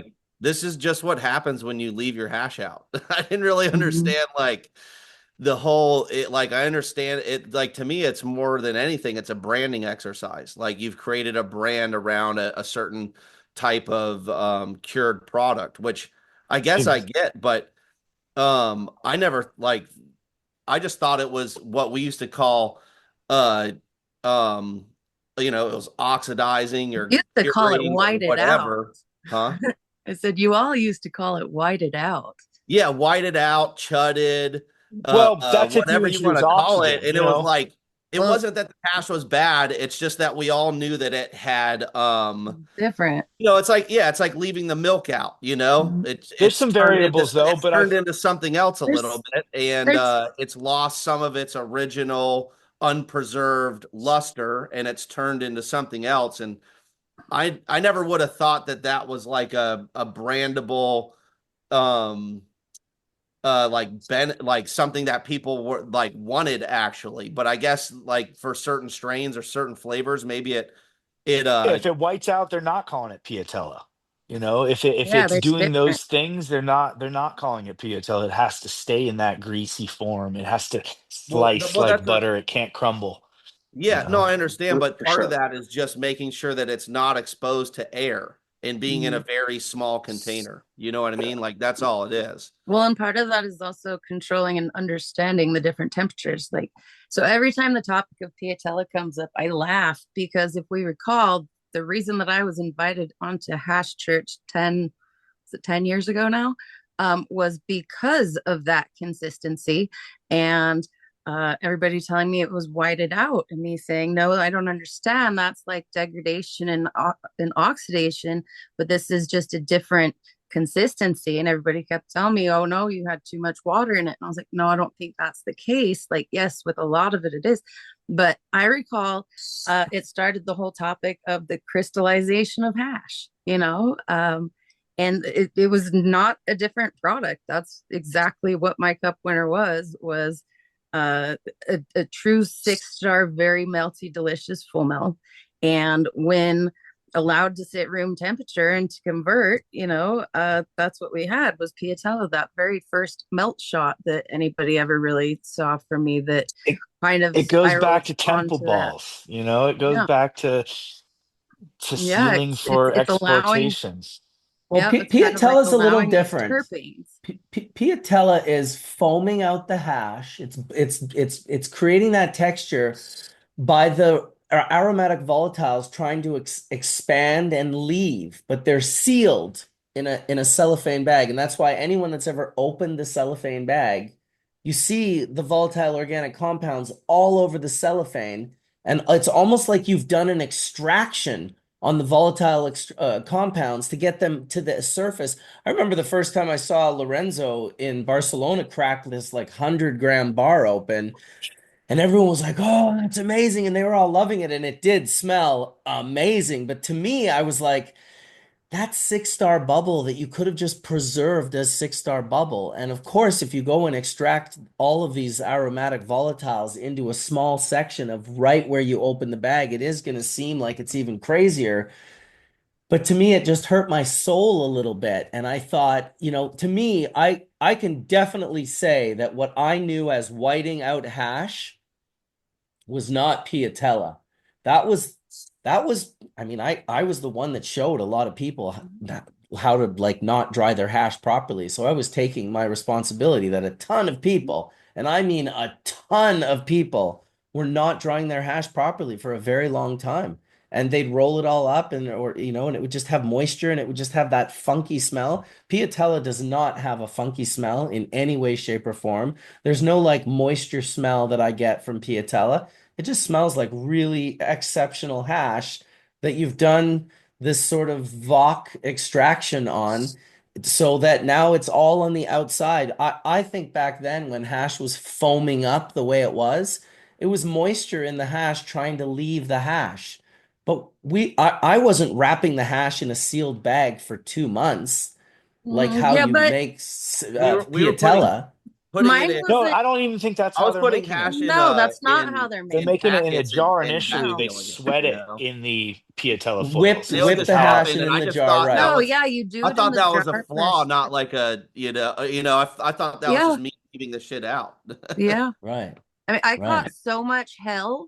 Like literally, I stepped back from the hash scene for like months and months because I caught so much hell over it until everybody started thinking about terpenes and how they Oh, worked and yeah, how they operated. And, there it, was a small handful of people that would actually listen to me and, take what I was saying and be like, oh, because I was just trying to start a conversation about it over something that I was observing that I thought needed to be discussed. So like Fletch, you remember that. Nick, you yeah, remember yeah. that. When you'd pull the parchment paper out, the parchment paper would be like soaked, you know, Mm-hmm. from Yeah. the vac sealed packets of freeze dried hash that was we just keep it in the and like that would happen to all the BHO before that too. You remember Mm-hmm. like the if it ain't shattered, don't matter, and everybody was putting their shit in a fucking toaster oven to burn all the terps off so it wouldn't chud Mm-hmm. on them. It's Yeah. like And we when knew it's it wasn't sugared and water even on yeah. BHO back then because you were literally cooking the water out in a toaster oven. That was the approved tech at the time. Yep. This is pre Pre-freeze vacuum dry oven, for sure. right? Well, and pre vacuum oven for Yeah. BHO even. This was like open blast and use a torch to blow off or a A torch hot and a pancake or a griddle. hot plate. You know, I mean, this is like when we were this was still in the pizza box days of bubble hash. 99, Yeah, yeah, baby. yeah, Fletcher. I tried your when you guys did your collab with Uncle's Farms. I tried some of that hash. It was phenomenal. Like, great job on that, man. How was that? How did that collab go? Like, how did that come about? Do you mind explaining some of that? That's with my partner in Oregon. And Gotcha.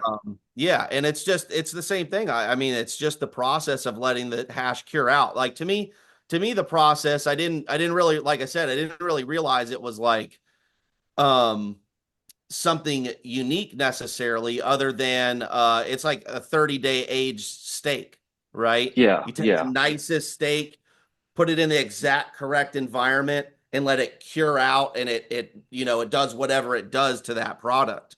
And like you're saying, some hash won't do it because it just doesn't have enough terps in it. yeah. And Sometimes it'll just that's butter up obvious, on you, man, and that it's like, it's going to be the oh, low go ahead. yielding varieties that do it the best, right? For Because the sure, higher for terpene sure. percentage. Yeah.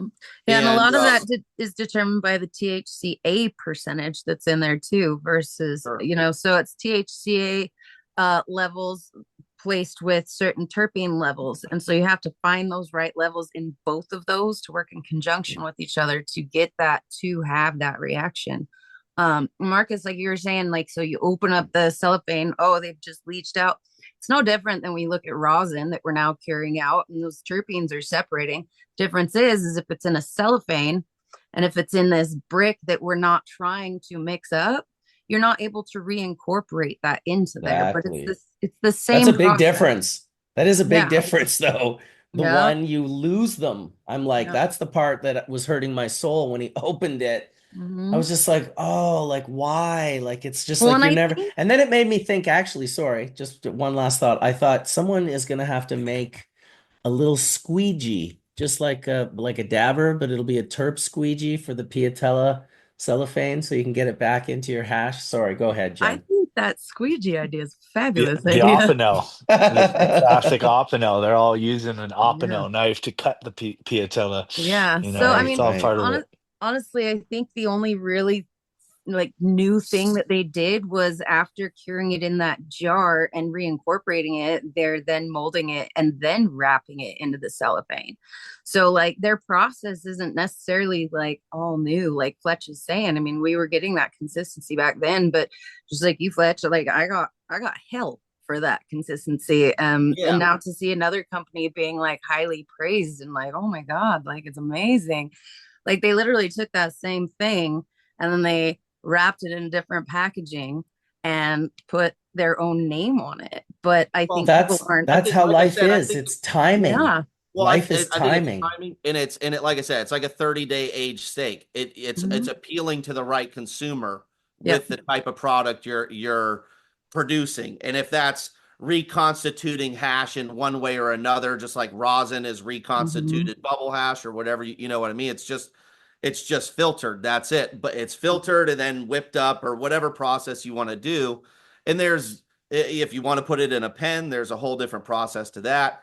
And it's Mhm. just what is your process for the strains that you have and how do you manufacture them to produce the product that your consumer desires. And at the time, like you were saying, anything that wasn't perfectly preserved, right, was undesirable, Mhm. essentially, right? That's what you're saying, Jen. And Yep. I still feel that way on a personal level because at the end of the day, if I can buy the best preserved, like the bubble hash itself, straight powder, not processed at all. If I Mhm. want to make any of the other products and I have the knowledge, I can just make it from that. So, if you have the Just starting processing and point, allocation. then you can make your own piatella from the 5 grams you bought. You could make Mhm. a melted down block. You could turn it into a pen. You could do whatever you like with it. You could rosin it yourself. You could turn it into fresh press. You could turn it into cured rosin. You could do whatever you like as long as you have perfectly preserved trichome head. So to me, it's like, going to the farmer's market, and do you buy the oranges, the already pressed orange juice, or do you say, fuck all that, I'm going to go to the grocery store and buy the shit in a can? You know, what's your choice? Yeah, I like just the oranges myself, and then I'll press them at home. me too. That's just me. Throw in some carrots and some ginger, or no? Me too. But it's not convenient. Right. Yeah, I'll take the smoothie for sure. The little mix, the little carrots for your eyeballs. Right. Yeah, there you go. Yeah, I think all these techniques are important for people to try. I think it's just, cured hash has been around for a long time, as we all talked about here. I think these different ways to present them, as you said, Marcus, is perhaps the crutch that gets everybody, talking about certain techniques being different, or better than the other. But you know, they all, I think they all present a different perspective of the plant, and that's why I love them. I think, I love fresh press for reasons that cold cure will never touch, right? But others have different opinions on that. So, I like those super fleeting volatile or compounds. I think that's just my palate. So, Well, it's nice that it's all available to everyone, so you can have a different palette from the person next to you, and oh, that's a beautiful thing. Hmm. You know, whether it's you want to Fresh smoke press. BHO or you want to smoke one of the many different, yeah, fresh press or It's a Piatella very or long it's a very cured. tough thing to get at a dispensary just because of temperature. hey, And sometimes just like for Girlie's freaking BHO over here, I have asthma and I can't, as as horrible as it sounds, I can't handle those terpene levels, it's very harsh on my lungs. Sets off my asthma. yeah, there's some hash makers that can't be in the room and they have to wear masks.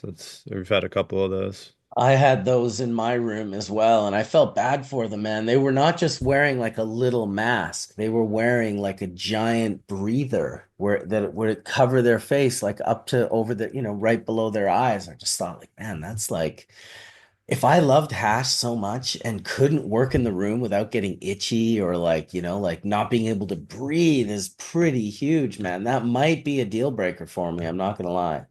And man, having to run a mini split in the room dries it out so much. Shout out to all the asthmatic hash makers or the alert people who have allergies to cannabis that still make hash because that's impressive. That's tough. Yes, a respirator, PK Brewer. Thank you. I'll give Helping people me. that do have that issue there, you can buy they're expensive, but it's like a welding and metal working extraction hood. And it's like a helmet that you put on with a respirator that goes on your back with a battery, but you don't have Damn. to wear an actual mask, right? Um, but it's Interesting. like a full helmet like you would use for like doing metal working or heavy equipment. We've actually considered getting an evaporative I have. cooler in the press room that we work in because it's relatively small. I just want to make sure we don't get the humidity too high. Even if you don't have allergies to cannabis yet, it is a developed allergy. So if you are working with cannabis in like a cold room all the time, especially if it's dry trim versus fresh frozen, and you're not covering your arms and your sleeves and making sure you're trying to reduce your exposure, you may develop an allergy over time. And if you do this professionally, it may make sense to get yourself the proper PPE to push that off. I'm Yeah, looking indeed. now. I have to wear a respirator around pollen because I can't be around it anymore. It's gotten too bad for me. Yeah. I don't know if it's bad for you, Fletch, but It's developed. No, Yeah, that No I pollen haven't for been able to be Collins. around pollen for 15 years. That because yeah, happens to be like year 3 or 4 of growing. the yeah. terpenes in the room doesn't seem to bother me. I'm in the room at least 3 or 4 days a week, 8 hours every day. And I generally don't have a problem with that, but it's the dryness that really gets me. Yeah, it's trim rooms, dry trim rooms.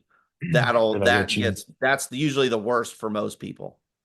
I was gonna say something that Jen brought up. When it gets greasy, we dry the room out and get it. We drop it down to like 25, or below. Oh, dude, Yeah, even yeah. even oh, sorry. Sorry, go ahead. Go for No, it. I thought you were done, Brooke. Go ahead. I was gonna say just to get the greasy stuff through bags and not have the ability or not have it catch through the bottom. You know how it gets stuck on the bottom, like that. And you just, so if you can do those things, typically helps. But I hear In you. The in humidity. ros damn. Go for In rosin, collecting the oil is definitely temperature specific. There's some there's some that shatter really quick. The cold gear gets really shattery, and then there's some that you just can't collect because it's so sticky, which is generally those greasy ones. Totally agree. We have to walk those into the walk-in to collect them. It's been we back in the for early days when we were all making THCA and trying to blend it in the carts and whatnot. That was how we just like make these big parchments and go deep into the freezer and just crack them up like glass and then put them in the jar and bring them out to room temperature because it was the only way to grab it. Couldn't get it off the parchment. Which brings me to a question for the group about toxicity in the parchment and forever chemicals and the stuff that I've kind of had in the back of my head for a long time, but never really had a chance to talk to many people about. Um, there My is fir- research and literature that does bring this stuff up. So if anybody has any thoughts on it, I'd love to hear about it because I think they do produce forever chemicals. my first Yeah, question, are we just talking we've about always known they're parchment there. paper, or are we talking about silicone covered parchment paper?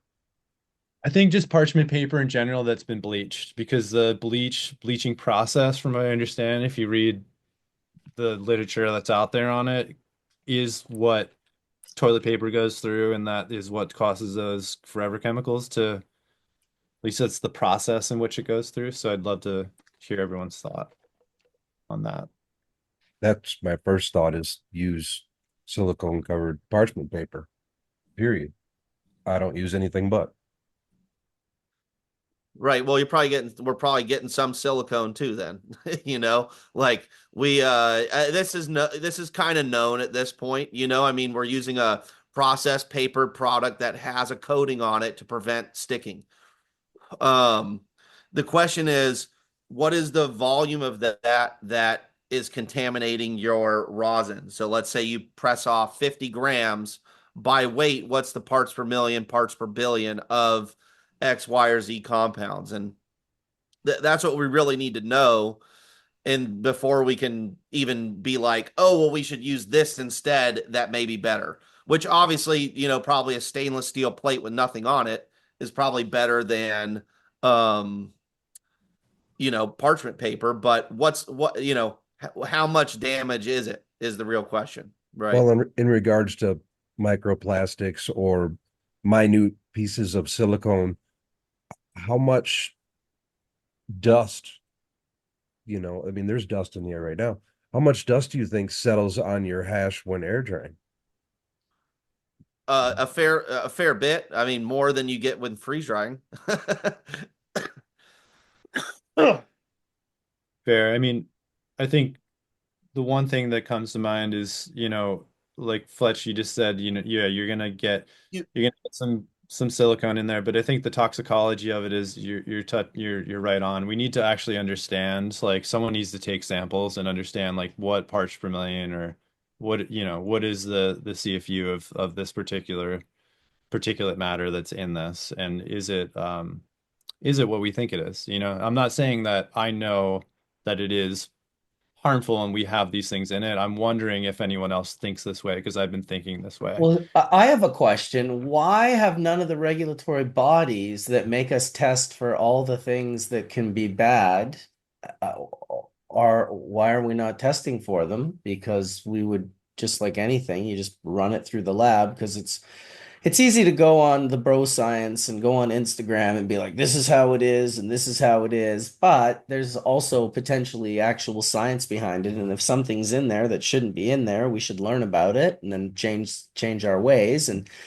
if it's a moot point and it really isn't happening, then people should be aware of that as well. And really, even if it's something in I between those two things, go ahead. I wish we had Dr. Mark in here because I feel like he'd have a lot of the answers to some of these questions that we're asking for sure. The little bit of information that I read today was that silicone is food grade or and is considered safe for consumption, whereas the other particulates that they were finding in not non not for are not. smoking, probably though. Yeah, there's a difference. Yeah, Like, very, food very grade, possibly. right? Or eating versus combustion, like two completely different situations.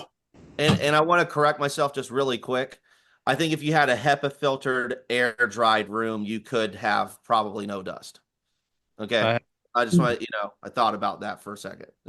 Yeah. I was say I Yeah, don't I've get a got a lot of filter dust one right on my here. stuff, but I also keep a very clean room and it's all enclosed and yeah, I don't get dust in my It's hair. it's probably still more than putting it in a freeze dryer, even in a HEPA filtered room, but a HEPA filtered room is pretty freaking clean too. So Nonetheless, it just brings us back to freaking details, details, details. yeah, I'm just trying to correct myself and anybody that thought that as well. I mean, So, honestly, the Um, second For you open sure. that freeze dryer door, you're introducing a difference in pressure, which is then sucking in any dust or particulates that may be in just your area, well, right? you're not I able to always, open the door when it has a vacuum I going No, on. always, but you can after the vacuum. That's what I'm uh, saying. yeah, exactly. I was just gonna say, I always hate having to Well, open it's the exposure vacuum. time. Let's just It, say it it's is, the same room with the yeah, same HEPA we agreed. filter. 10 minutes pulling it out of the freeze dryer is less than 10 hours. So oh, whatever. look, Dr. Mark showed up. I'm just messing with your flesh. Y'all are talking chemistry, man. This is my language. We're Well, talking Yes, that sir. that's dust. why Dr. we Mark, summoned. welcome. Hey, everybody. I've been You're like a listening the whole time. genie. What a great church, Mark. Man, really great. Great. Good to see you, Tim. How you doing? Not It's too been a bad. minute, How you man. doing today, brother? Good to see you, Fletch and Colin, everybody. Nika. Man, I could smell your weed from here, Nika. It's making it all the way to the 802, my man. Hey, so let's talk about parchment. Yeah, this is a great topic, right? Because there's some things you want to avoid. First of all, Colin, you had made that statement that just using parchment under heat and pressure generates forever chemicals. That's not correct. That's no, not correct. The one thing you got to know about forever chemicals is they are almost ubiquitous in our environment these days. You know, companies like 3M and DuPont and others were coating Big Mac wrappers back in the 60s and the 70s with these forever chemicals. These things are on stain resistant pants, they're on stain master carpet. There is so much pervasive use of these molecules forever or for a long time, and they don't degrade. They don't degrade. I'm sorry, Colin. I don't mean to throw you under the bus or anything, but yeah, those chemicals. In fact, if I sampled my blood, I'd probably find nanograms per liter of forever chemicals in there, just because I've been on this planet during that era when these things were used widely. They were used in the coatings of dog food bags, so they're probably in your pets. And yet, there's no known mechanism to degrade these things in the environment. In fact, a million years from now, this is going to be known as the fluorochemical era because other than the Fukushima radiation, that's the only thing that's going to exist from this era a million years from now because those compounds they've never been biologically made before, so there's no way of destroying them. That's why they're called forever chemicals.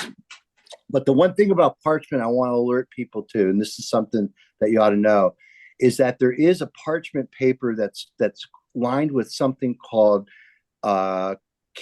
Let me spell that for you. It's Quilon, and that is a myristic acid chromium 3 complex that's in isopropanol that they use to coat parchment papers. And I guess, they used it for years, never really had an issue. Chromium, let's talk about chromium for a second. So chromium chromium 3, you could buy chromium 3 picolinate um, capsules at the general nutrition store. So in general, humans can tolerate chromium 3. High doses of chromium 3 is not good. It's chromium 6 that's real bad, right? That's the Aaron Brockovich chromium, right? That's the chromium hex, which is really super bad. What we don't know, and this is why it's important to stay away from Kelon coated parchment for making rosin, is we don't know in the rosin making process, can you get oxidation of the chromium 3 up to chromium 6, because now you have really toxic chromium in there. And certainly you want to do any heavy metals testing on all rosin products to make sure you're not grabbing anything else. The bleaching process really is kind of it's not as bad as you would think it is. And it's just, it doesn't leave anything traced behind. I think this gentleman, I don't know you, but Pedro, you had said something about silicon coated thing. Yeah, so that would probably be the most safest option in terms of leaving any residual chemicals in the rosin. Silica is basically glass, right? Or sand, I guess, more accurate description, right? So they could basically make a silicon coating over the parchment paper itself, because the paper itself, just your rosin would stick to it, and it definitely needs some kind of low energy surface in there so the stuff just peels right off. I, But I've yeah, I would just avoid Kelon coated parchment paper because of the chromium that's in there. And if you do use it, make sure you test your rosin to see if there's any, if you're picking up any chromium. And yeah, I, there's some chemistry for you. that was some information. Chemistry lesson today. I also learned that in the rosin making process, the pressure and the heat degrades the coating. Yes. And you don't reuse any of the parchment that touches the rosin bags. That's right. That's right. What you'll also notice is that the parchment can get really brittle. And so what that typically means is that Absolutely. there's probably some type of thing that they're putting into the parchment paper itself to plasticize it, to make it a little more flexible. And in that process of when you heat it, either degrades that molecule or it just loses its sort of same kind of mechanical properties. The other thing I wanted to mention, because Jen was talking about, where are you, Jen? There you are. Hey, sweetie, how are you? Good to see you.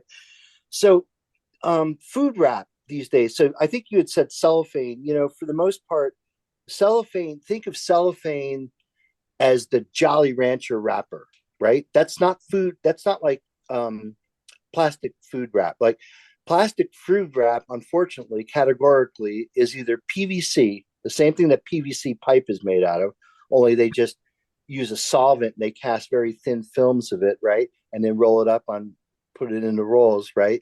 Or it's something called polyvinylidene dichloride, which again are two synthetic polymers that aren't natural at all.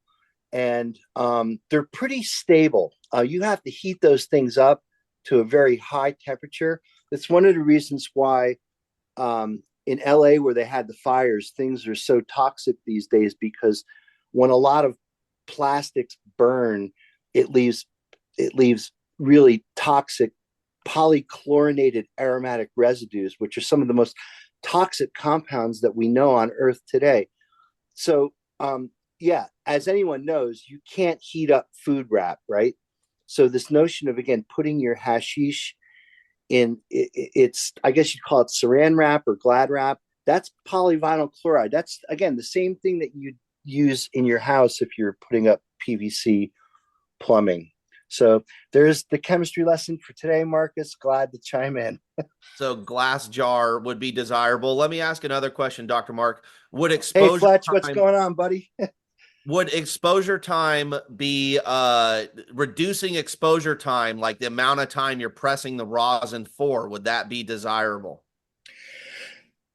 You know, I don't know. I don't know. Like, it's so interesting, right? We used to talk about something called the turkey bag economy, right? Like all this food wrap and parchment was never intended for use in cannabis and rosin making. And it's just Right. so interesting that, again, us people in cannabis, because we had to be. I was listening to Marcus earlier talking about making hash in his kitchen with his mom with a big cake mixer. I mean, I just had this vision of Marcus all worked out right back in his kitchen in the day. Anyway, it just, yeah, I mean, so using food grade items is great because, yeah, your food, it certainly could come in contact with food, but that doesn't necessarily mean, Fletch, that at that temperature, that and that pressure, Right. using hash to, basically thermally Oh extrude yeah. out the rosin, that you're not going to see some kind of. I, The thing that I'd be worried about the most would be like leaching some of the either ink that's used to kind of like late, like you want to use the most generic parchment paper, not ones that have like any print on it. design. Yeah. Yeah, I mean, those are probably soy-based inks, so they're probably okay. But I just think as soon as you start putting things under heat and under pressure, Yeah. chemistry happens, man. You can't keep it from happening. Oh, Yeah. 100%. I was not expecting there to be no effect at all. I'm under the assumption that there absolutely is something that's leaching off no matter what you do, whether it's 1 second or 1 hour. But I guess what my question is, and I think, that's kind of answers it anyways, but I wanted your confirmation kind of that, let's say you're pressing at the same pressure, all things being equal, you're probably going to leach less over, let's say, 1 minute than you would over like 30 minutes if you're doing like a THCA press or something like people do. Absolutely. What you're referring to there is what a chemist would look at in terms of what we call kinetics. And yes, the longer a reaction can ensue, the more of that degradation product you're going to see. Yeah. So certainly, like if you could do things quick versus doing things prolonged period of time, yes, definitely, Probably going to absolutely, see less transfer. I'm probably. I not mean, saying so none, but Fletch, what just what what kind of quantitatively contamination? less. What kind of contamination have you seen from parchment? I I mean, don't know, but you Well, can that's the see thing. Everyone's just degradation, guessing. but There's you can lab see the testing, but degradation in the nobody. paper, like's been Well, discussed, right? of course, absolutely. But Yeah. we got to find out what is it? What is the thing to be testing for? Well, I Well, know I that think Baker's Lane on sale paper products, 2 day ship, Chefworth, and Gold Seal specialty papers have all been known to use Kelon. And the ones that haven't, if you want to do your own research, are Wilton or King Arthur. And those are a okay. much more sort of Sound eco-friendly. like Canadian brands, bro. No, What King about for the Arthur is US here in market? Vermont.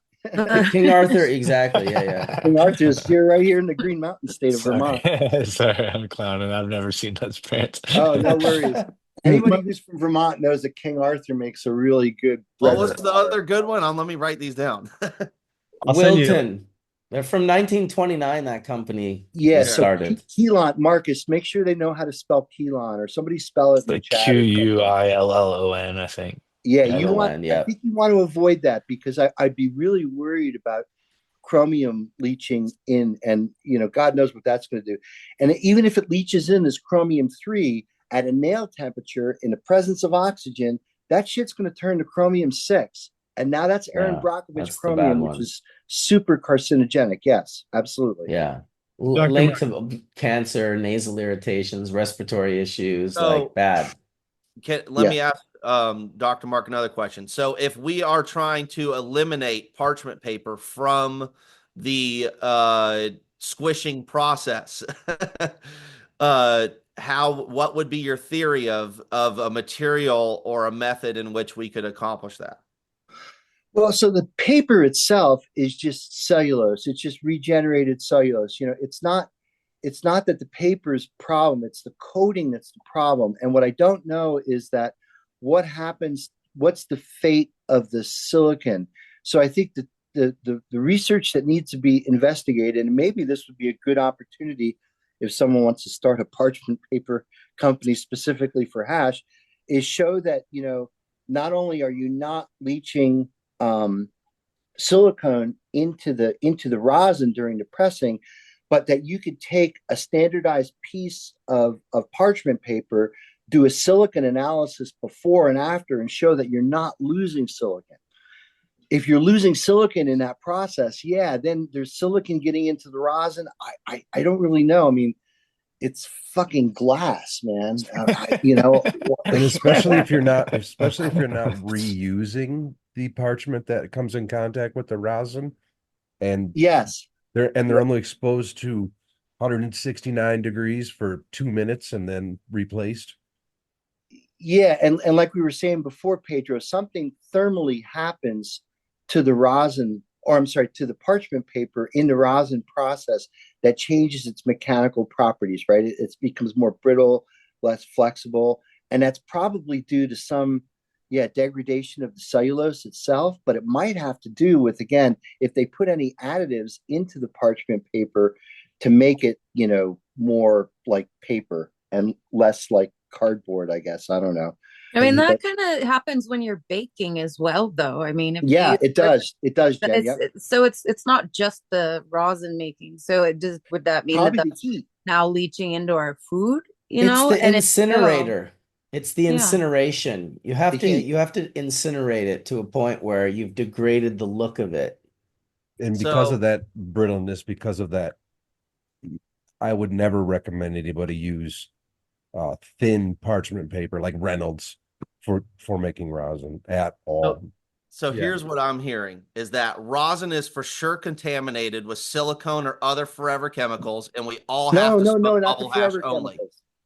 Is that No what I forever heard? Is chemicals. that what I heard? Silicone's glass, though. But Talking Dang about close, I hope Fletch. that's not Dang what you to be heard. close. honest, Fletch, there's forever chemicals in all of us. Probably, if you were to test all of our bloods and you were to test the drinking water that you drink and you test the pool water that you swim in, it probably has trace amounts of forever chemicals. They're ubiquitous in our environment today, unfortunately. So Well, we can at least not add it to the hash by not pressing everything. Right. But Right. I guess here's my other question is what would be the method for us to test for this stuff? Like, with most testing methods like HPLC and all this stuff, you kind of need to know No. what you're looking for or no, right? Yeah, no. You're looking for a needle in a haystack here. That's Right. way beyond the limitations of Right. what So HPLC. NMR or something crazy, right? No, that's even way beyond what NMR would do. You would need to basically do trace elemental analysis and maybe do something called ICP mass spec, which is ion coupled plasma coupled to a mass spectrometer. And the ion coupled plasma, what it does is it basically lights up any metal that's in there. It'll tell you based on the intensity of that light how much of the metal is in there. And then the mass spec will just verify that that's the metal that you're observing. They typically do, like when you submit a sample to a lab for a full COA, they will do metals analysis by ICP-MS. But what they would need to do, Fletch, is they would need to calibrate their instruments specifically for, in this case, silica, if we think that silica is leaching in through the process. But what I don't know is how much background silica is in the hash material that you're starting with, right? If you're throwing sand down at the beach, you're never going to find it, right? Of course. So it's like one of those things where it's like, yeah, you're at such a low concentration, but because, I think one of the things that you can do is just look at your COAs and see if you see any anomalous thing in between the hash and in between your rosin. And if you see a spike in any metal or something like that, maybe that could be due to the That's a good idea. heat and pressure, How much do you think that analysis you were describing would cost? Oh, ICP analysis at a typical cannabis testing lab is probably like about $80 to $100 for a So that you sample. could figure out, okay. This is just Yeah. good content for labs. Labs are just going to be making more money. Here's They should another be question doing I this. have, Why are Sorry. they offering Mark, this? is like we've discussed in the past about, all the different cannabinoids and, different terpenoids and thiols and everything else that exist. But we never seem to be getting full assays of everything to know what's in everything. What would be the best method for, like, for example, that Italian group that found THCP like a few years ago that has a 30x, potency of THC supposedly, Yeah. right? How many compounds like that are modifiers or affect the cannabis experience where, we've all focused on like 30% THC strains, saying that gets you the highest, but small amounts of these other cannabinoids, what potential effect of us not testing or knowing about those, are we missing on the whole picture here? That's a great question, Fletch. I think we had this discussion 6 years ago on Hash Church. I'll have to dial back, right? So Totally. where we were 6 years ago was before the THCP thing. But you should know that, man, that THCP molecule is super rare, and anything that's out on the market today is completely 100% synthetic.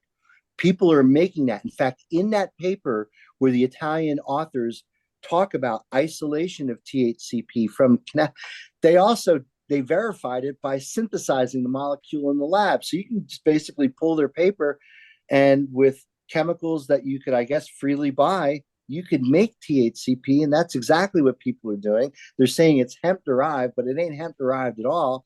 It's a bunch of hillbillies in back of the farm doing People are actually selling active that stuff right ingredient now. phaceutical Hash church synthesis. Oh, disclaimer. I Hash just church had heard about it. I didn't even know it's like a disclaimer. product. Don't do Oh that. yeah, man. Don't do But that. and that whole myth that it's 30 times, I don't know if I buy into that. That 30 times thing is basically what we call an in silico number, because what we now have, thanks to a lot of great research that's been done, is we actually have the active structure of the CB1 receptor, right? And so now computationally, what we can do is we can dock molecules into the receptor and look at their energetics to see how they bind.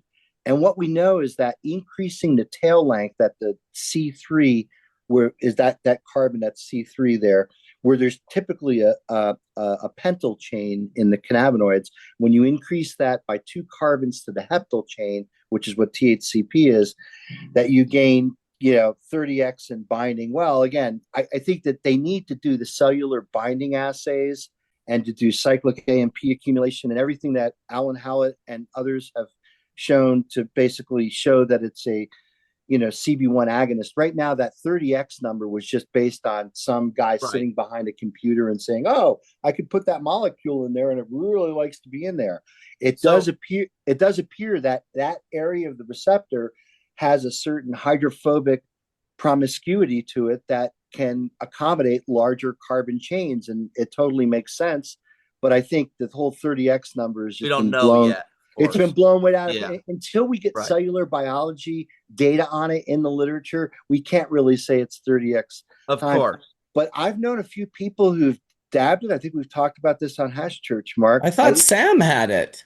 Yeah, I think Sam had it. He said he got super the lit. stuff that Sam had, I think, was purified. But I think we talked about this when Alec was on from SC Labs, right, Mark? It's maybe like about a month ago. And yeah, he said that he knows people. I'm just paraphrasing what Alec from SC said, that would take a hit of it and they would need to, rest for the next 2 days. It just completely put them in their chair and they didn't feel right and they felt nauseous and couldn't eat and were dizzy and had nightmares, couldn't sleep. So, who the fuck wants that, right? Just give them good nicotine hash and they'll be fine, right? Well, can I ask what do you think, Mark, is the major modifier in the cannabis experience that people say? Is it the terps and the thiols and everything? Is it the 200 different cannabinoids and varying amounts of little bits of them, or is it completely just placebo? Well, I wanted to mention something terpenes? I wanted to mention something that you had said before, Fletch, which is, do we know all of what we're extracting? And what I can tell you is that properly made live resin that analyzes somewhere in the like high 70s for THCA, maybe even 80% THCA. When you do a terpene analysis of that live resin, you'll add like another, 10, maybe 15%. We're almost at 99% of what we extract from the plant we could characterize in a chemical way. I have a few data sets that show everything adds up to 99%. I think that 1% that's missing, Marcus, is the thiols, right? And we're going to have an episode, Fletch, with the guys from Abstracts and Nick Ziegler, and we're going to talk about thiols in that. But I think, yeah, you're right. from where we were 10 years ago when we were talking about this to where we are now, we really do have extraction procedures and analytical data to say that, you know what, we don't grab fats, we don't grab waxes, we don't grab all these other crap that we don't want. We're only grabbing terpenes and the volatile fractions, which probably have esters in it, probably might have, who knows, esters, thiols, blah, blah, blah, whatever. But yeah, I have sets of data now that can show live resin that when we add the terpenes, which we determined by gas chromatography, when we add that percentage onto the cannabinoid percentage, which we determined by HPLC, we're at 99+%. So we're very close to figuring out everything that we're extracting from the plant. But that said, yeah, I think Sam has said it before. Let's blow smoke toward the Vatican, right, Mark? Let's all do a bong rip for I'm in. our dearly departed friend, who I think about in. every day. I'll hit the Puffco. Yeah, he's the Jerry Garcia Everyone's of got the cannabis. Puffcos.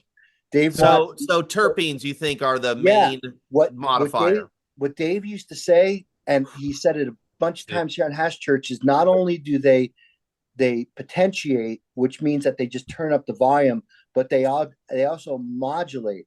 I think turn your pipe on. Yeah, in modulation, what you're talking about is how these things interact with receptor. And I think that it's really clear. I mean, we all know that nothing could like put you back in your chair like a good dab from high quality hash or a good live resin hit. And you do the same thing with a big thing of just water white THCA, and it doesn't do anything for you. So there's certainly the entourage effect. If Meshulam teaches us anything, or Ethan Russo and Meshulam teach us anything, it teaches us that cannabis has got multiple chemicals in it that are responsible for what we enjoy. And I think the flavor has a lot to do. Our nose, like Jeremy Plum would say, is the olfactory spectroscopy that we can do is very, very sensitive to slight changes in terpene content. And I think those thiols, because they're so volatile, like when you guys were talking about heat before and everything, the first things to go, and it'd be interesting to do this maybe in a freeze dryer to see if you could actually identify thiols in the vacuum trap of your freeze dryer, intentionally, like leaving it in there too long, so that that stunky essence is going to be due to thiols. But those like the terpenes are in there in terms of like 1% or a tenth of 1% or maybe 100th of 1%. Those fucking thiols are in there in parts per million, okay, or parts per billion. They're there in so minute quantities, Fletch, that thiols are really the determination of how fresh the cannabis or the hash is, because those are so fleeting. Like, I don't know, like if you look at most of you were talking about diesel before, and I love the comment about you need a moldy basement in upstate New York to grow good diesel. I almost fucking fell out of my chair when I heard that. Was that you, Nick, that said that? Yeah, I was thinking about the Albany crew when you said that. So yeah, man, like I think that there is something to keeping the heads intact, because think about the head. The head is kind of like a little vessel of chemicals, right? And certainly if the thiols are inside the juice, inside the heads, and you haven't ruptured them, and I would certainly think introducing a vacuum, like in lyophilization, or what you guys refer to as freeze drying. Yep. Chemists would refer to that as lyophilization. When you do that, wouldn't you think that the volatile compounds are now going to basically bust out of the head? And now you're going to lose some of that real dankness and flavor in freeze drying. I mean, it'd be really cool to systematically do a study and show that, hey, with air dried, we see this level of thiols. But I tell you what, when we do this with the freeze dryer, we see this. It's interesting because I haven't done it tested. Like, I haven't gotten those samples tested, but I have done them side by side and just tested it on smoking, right? Yeah.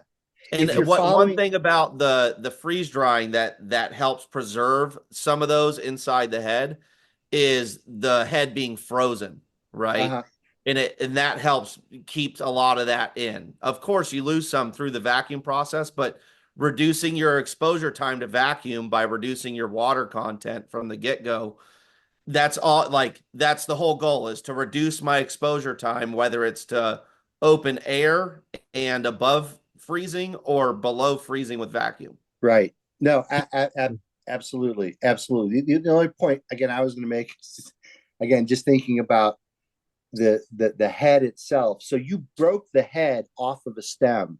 So it's kind of like it's a sphere, but there's an opening to it, right? Isn't that right?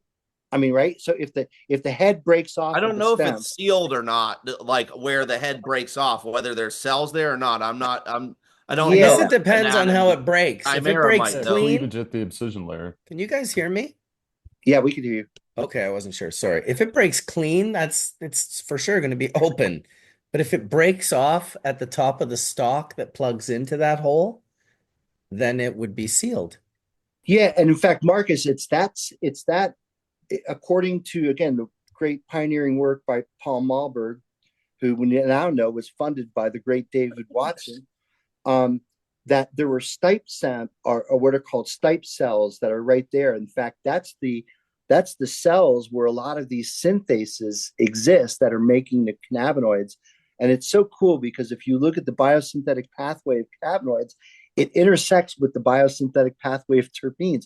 In fact, cannabinoids are basically phenylated terpenoids, if you think of it that way, because there's a terpene portion to the cannabinoid molecule, and then there's the alpha-talvic acid portion of the molecule, which comes from the polyketide synthase, all that chemistry is happening there, right at the ball, right at the base of the ball, I believe. I mean, again, I'm going to Paul Malberg's work, and too bad Chimera's not here because he probably knows this a lot better than I do. I am He here. is. He is. Oh, there. This is Hash Church, man. You know how we do. Ask I and had you to bring shall the receive. Hey, conversation in to buddy. get them to come in. Ryan, am I right? Is that where the stipe cells are? I was typing a message to Wade at the same time, so I missed part of it. Stipe cells are at the bottom of the. They're kind of at the incision layer at the bottom of the gland. At the bottom of the head. Yeah. Right. Yeah. So if you're just breaking off the head, right, you're now exposed the stipe cells to, right. I mean, we were wondering again the impact that vacuum versus dry or air drying would have on removing some of the most volatile components like the sulfur containing thiols and whatnot. I think that stuff's all probably done in vacuoles within the cell. Yeah, I think it's and Malberg's work with THC showed that it wasn't. When they did that silver staining that's antibody, right.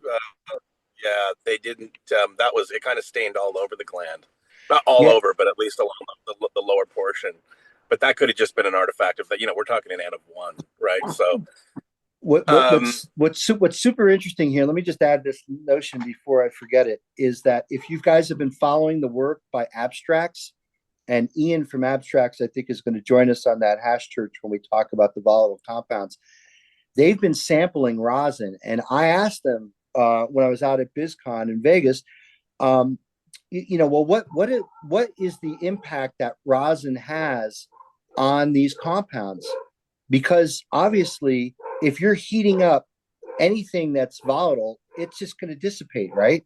Exactly. And he goes, "Hey, Mark, that's a really good question. We should do a side-by-side comparison with live resin because the whole magic of live resin is to do a, low temperature extraction and try to never, ever heat those things up at all.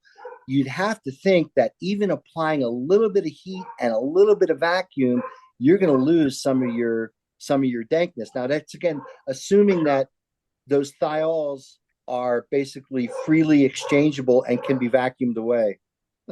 Well, and I think it's an equation. It's X amount of hours at X temperature above freezing is equal to X amount of hours of loss under freezing under vacuum, right? So it could be 12 hours under vacuum is equal to 5 days air dried at 45 degrees or whatever your conditions are. And there's just an equivalence of loss occur for both. And then there's a point in which they intersect. And then there's a point at which one is losing more than the other faster, which is the freeze dryer obviously is going to have a much more aggressive curve. Dr. Mark, are you familiar with the Prince Rupert drop? You ever heard of that theory? Prince Say Rupert that drop. again. The the teardrop shape Prince Rupert's drop. You ever heard of that concept or that you ever seen that shape? So Like the when hardest surface? it's one of the hard, it's like a particular shape and the way that the physics are, it makes it super hard. So the ideology is that when the head rips off of the stalk, that little right under the secretion there, it sort of kind of creates more of that shape there. And I believe that there has to be a correlation that why we don't just lose everything, right? So some of the theory, just like the question I asked earlier about the PFAs, because we don't really know any of this stuff. We have to learn. It feels to me like this is there it's holding itself together and it's just nature, right? Like nature's doing this to itself based on sheer perhaps it's just another defense mechanism of the plant, right? To for itself to save itself so the actual glands don't explode or pop. So it seems to me like it's creating some sort of shape. It's like why can we dry sift this stuff and have them not explode, right? There has to be a particular Well, structure. when they dry sift, they cure. So you're getting a Right. little bit of yeah, it's like Like a drop of us. resin that cures on the outside. But you got to remember too, these things are like it's one of the things I always had the problem with when people said that water hash has it loses a lot of the terpenes. It Right. might lose some of the terpenes, but it's kind of like saying you're washing the dust off the outside of a bowling ball, Thank right? you. Like what's Thank you, inside Ryan. the gland does not get rinsed through. So of course there's still tons of flavor in the gland. Um, Well, and Ryan, what might happen with the yin and yang of hydrophobic, hydrophilic is that when you're in water, now those hydrophobic glands are maybe going to seal shut like an asshole. Like it's not going to want to stay open because it doesn't like the water environment, right? Like, do am I well, making the sense? Bro, yeah, I'm yeah, of using course. that one for Yeah. sure, bro. I'm using Oh, you're that making perfect Like an sense, analogy Dr. asshole. Mark. like an Perfect I was asshole, sense. thinking like a 100%, yoga bro. ball, but I guess we could go asshole. it it depends on what kind of Okay. terpenes I guess you're talking about as well, right? What the freezing point of those are and their volatility and whether they're hydrophobic or not. Well, and again, they're bound into the cannabinoid mixture, which are highly hydrophobic molecules. So that whole kind of, suspension, that little droplet of cannabinoids and resin, sorry, not of cannabinoids, but resin, which is high in cannabinoids, is actively pushing the water away from the globule, right? So Now, yeah. it's definitely not so easy. It's not like you're taking a cotton cloth that's dipped in terpenes and then dipping that thing in water and the water washes through the material, right? And I think that Well, that's actually a good analogy to think of the resin gland. I'm not saying it's cotton, but you can kind of think of it like how cotton is woven into a mesh. The trichome layer is also a semi-permeable membrane, right? And the evidence for that is that you can smell the cannabinoid or you can smell the terpenes as you walk yeah. through the field. Like it's constantly. I think of it like a little a Wyclef tower. Marcus, maybe you can Google Wyclef tower. Sorry, Wardenclyffe tower. Wardenclyff. It's one of those Tesla towers that he designed to broadcast energy. And like those towers were intended to broadcast energy, that's kind of what the resin gland is doing, is broadcasting this chemical signal that the plant is producing. Don't forget that cannabinoids and terpenes, or terpenes at least, are semiochemicals, and that just means that they're signaling molecules.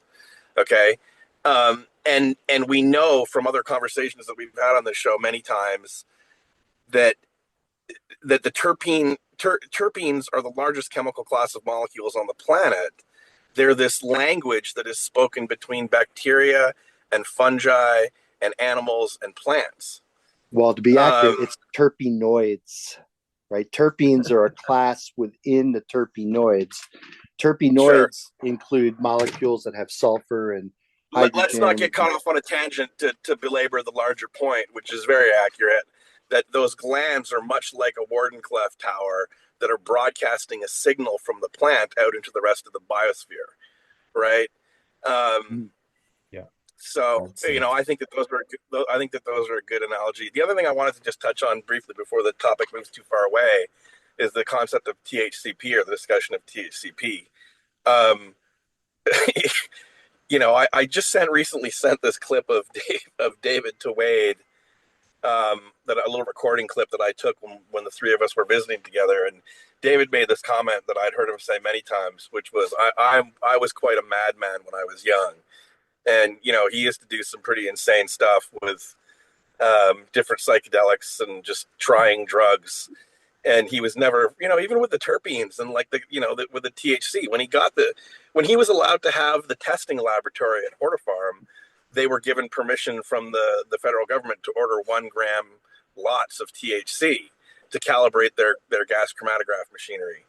And of course, what did David do? Is stick it in a pipe, right? Which was not what you were supposed to be doing, but it was like the curiosity, of course, got the better of him. So when that Italian paper was released, of course, David went out and found some THCP, right? So that he could get an understanding of just how exactly that molecule worked on a bioassay.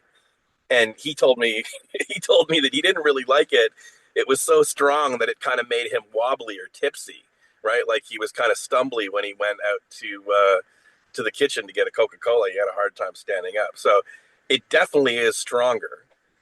Uh, um, and we know this, Mark, also from extending the molecule on some of these other synthetic cannabinoids. When you extend that pentyl carbon chain Right. into a longer molecule, that it has a higher Ki. It has a higher binding affinity. Yeah, in fact, the X-ray crystal structure was solved with one of those synthetic cannabinoids docked into it, right? And then they could just computationally erase that molecule, and there's the active site, right? Right. Absolutely. So, Right. so what we're saying, And so let one me more ask thing, if one I can question just, really quick, just so I can yeah. follow along for us that aren't quite as versed. So basically what you're saying is that the 1% may actually be some of these whatever cannabinoids that may or may not have potency. I didn't go as far as to say that, but you can't Okay. rule it out. Put it that way. You can't rule it out. That's my point. It may or Yeah, may I not mean, if you look be. down Yeah. in the weeds, like if you like we were looking at some compounds the other day, and we really blew up the baseline to where the chromatogram got super noisy. And when you blow things up, and this is by HPLC, and we're using a mass spectrometer detector, which is really sensitive, we could start seeing things down at that level where if we add up each one of those little bumps, Fletch, we might get to like maybe a half or a quarter of a percent. But I think that for the most part, I think that if you can get a good terpene analysis that gives you, a fair amount of terpene, especially like in a live resin product or like in a rosin product, and Terpenoids, Mark. you add that on top of the HPLC determined terpenes, you're going to be damn near close to 97 to 99% of that material in that jar being Yeah. characterized by those two classes of But compounds. there may be, like, let's say a strain that has 0.2% THCV or 0.5% THCP. That's right. That may accentuate some sort of effect that people feel. That's right. Yeah, in fairness, we've never seen THCP in that kind of physiological level. But Right. again, just for the sake of But we have seen like for the sake of THCV before, right? THCV, absolutely, yeah. Right. But again, THCV it's kind of the opposite of THCB or THCP. It really has to do with that. When you look at THC, there's a 3-ring structure, and you've got this little tail on the end. And on pentyl cannabinoids or THC or CBD, that tail is 5 carbons long. In the propyl cannabinoids or the varins, the THCV, CBDV, that tail is shortened to 3 carbons. And in THCP, that tail is extended to 7 carbons. Okay, Right. so it's kind of like the length of the tail is proportional to the psychoactivity of the molecule. Interesting. So basically, Okay. like the basically, we generally we think it's THC and the terpenes that are the majority of it, and there may be some small amount of whatever cannabinoids that are potentially affecting people's experience. I'm not saying making it more We can't potent, rule it out. just We can't affecting the rule it out. experience. Yeah, it's Yeah, really, I may or mean, may not. yeah, you It just can't, depends you on may or we may haven't not. done enough Exactly. studies yet. Exactly. And as you know, Fletch, I mean, once you start running a bunch of analysis on like thousands of samples, you see that there is variance in the cannabinoid Yeah. profile, like the overall I just profile, don't know what any of it right? is. Other than like No, it seems to smoke different, or other people tell me it smokes different. I may not experience a difference between these two varieties, but someone else does. And it's sometimes it's hard to quantify what it is that what is it placebo or is it actual chemical difference? Well, and it okay, really so depends. let's It really so let me depends what you're looking at, because if you're looking at distillate, it's probably like fats and waxes from improper winterization. All I'm right, talking about because like okay, well strains, listen, like just the let me flower, bring like two different sisters from the same hybrid. People will say they have totally different experiences with them when I give them samples and they don't know that the plants are related, even sisters from the same seed lot. But they say one's a sativa experience, one's an indica experience. They actually, both of the sisters have kind of a similar terpene profile, to be honest. yeah, And that's but you people got have there's vastly different experiences when they smoke them. I listen, would there's say that's something my I studied. experience, but that's a lot of people's experience, I think. I studied this stuff in university. I studied pharmacology, and one of the things I learned in those courses was that you can give like someone that's dependent on heroin a specific dose in the set and setting in which they're used to taking the drugs, and if you move them into a new setting and give them the same dose, it can cause them to overdose. Right? So like it's really hard to attribute that kind of stuff. I think that there's so much personal expectation in settings Yeah. that unless you're controlling for it, like you kind of have to take those kind of reports with a bit of a grain of salt. But listen, That's let my me just get opinion this other as thing well. out. Yeah. Let me just get this thing out really quick because it's kind of on the topic of THCP. They've just done some testing in California. Somebody went and sampled all of these THCA hemp flower products in a bunch of the smoke stops, and a shitload of them were contaminated with THCP and not small levels. Right. So You were this is saying. this is yeah, this is definitely a topic du jour. You know what I mean? Like this is a It's relevant being thing to be used. talking about. Yeah, it's absolutely being used, and I was completely it's unaware of that even. yeah, Right. it's It's like Hemp it's like Coke. the designer drug thing all over again, but with cannabis, right? Yeah, so hundred this is percent. Isomers. this is Yes. Tiffany Devitt, and this is work that was, I think, funded from Canacraft and from Marsh and Ash, who have a class action lawsuit against hemp producers who are, check this out, bringing stuff into California. Okay. Yeah, Okay. yeah. They're bringing stuff into California. That's completely like not the way cannabis usually goes from California elsewhere. But basically, what they're showing is that this illicit hemp market now is basically taking away market share from these licensed businesses, because why am I going to go buy a vape pen at the dispensary for $40 when I can buy one here online? 2 clicks after saying I'm 21, it's asking for my credit card information for $10. And what it Yeah, gets I back try to, not to get in. I know this conversation always starts coming up between the licensed and the unlicensed. I think that's I get it why these people do that is they're all concerned about they put all this money into regulated facilities and now they have to deal with these non-regulated players. I try to leave that stuff at the door and just focus the conversation on the health aspect, right? Like what are the health consequences of having this flower with THCP on the market? I don't care that they're skirting the taxes or somebody else because it's like that's just like fighting over somebody's money stack. But the real issue is what are the health consequences for the consumers, right? And is it a safety risk? They're selling fake maple syrup.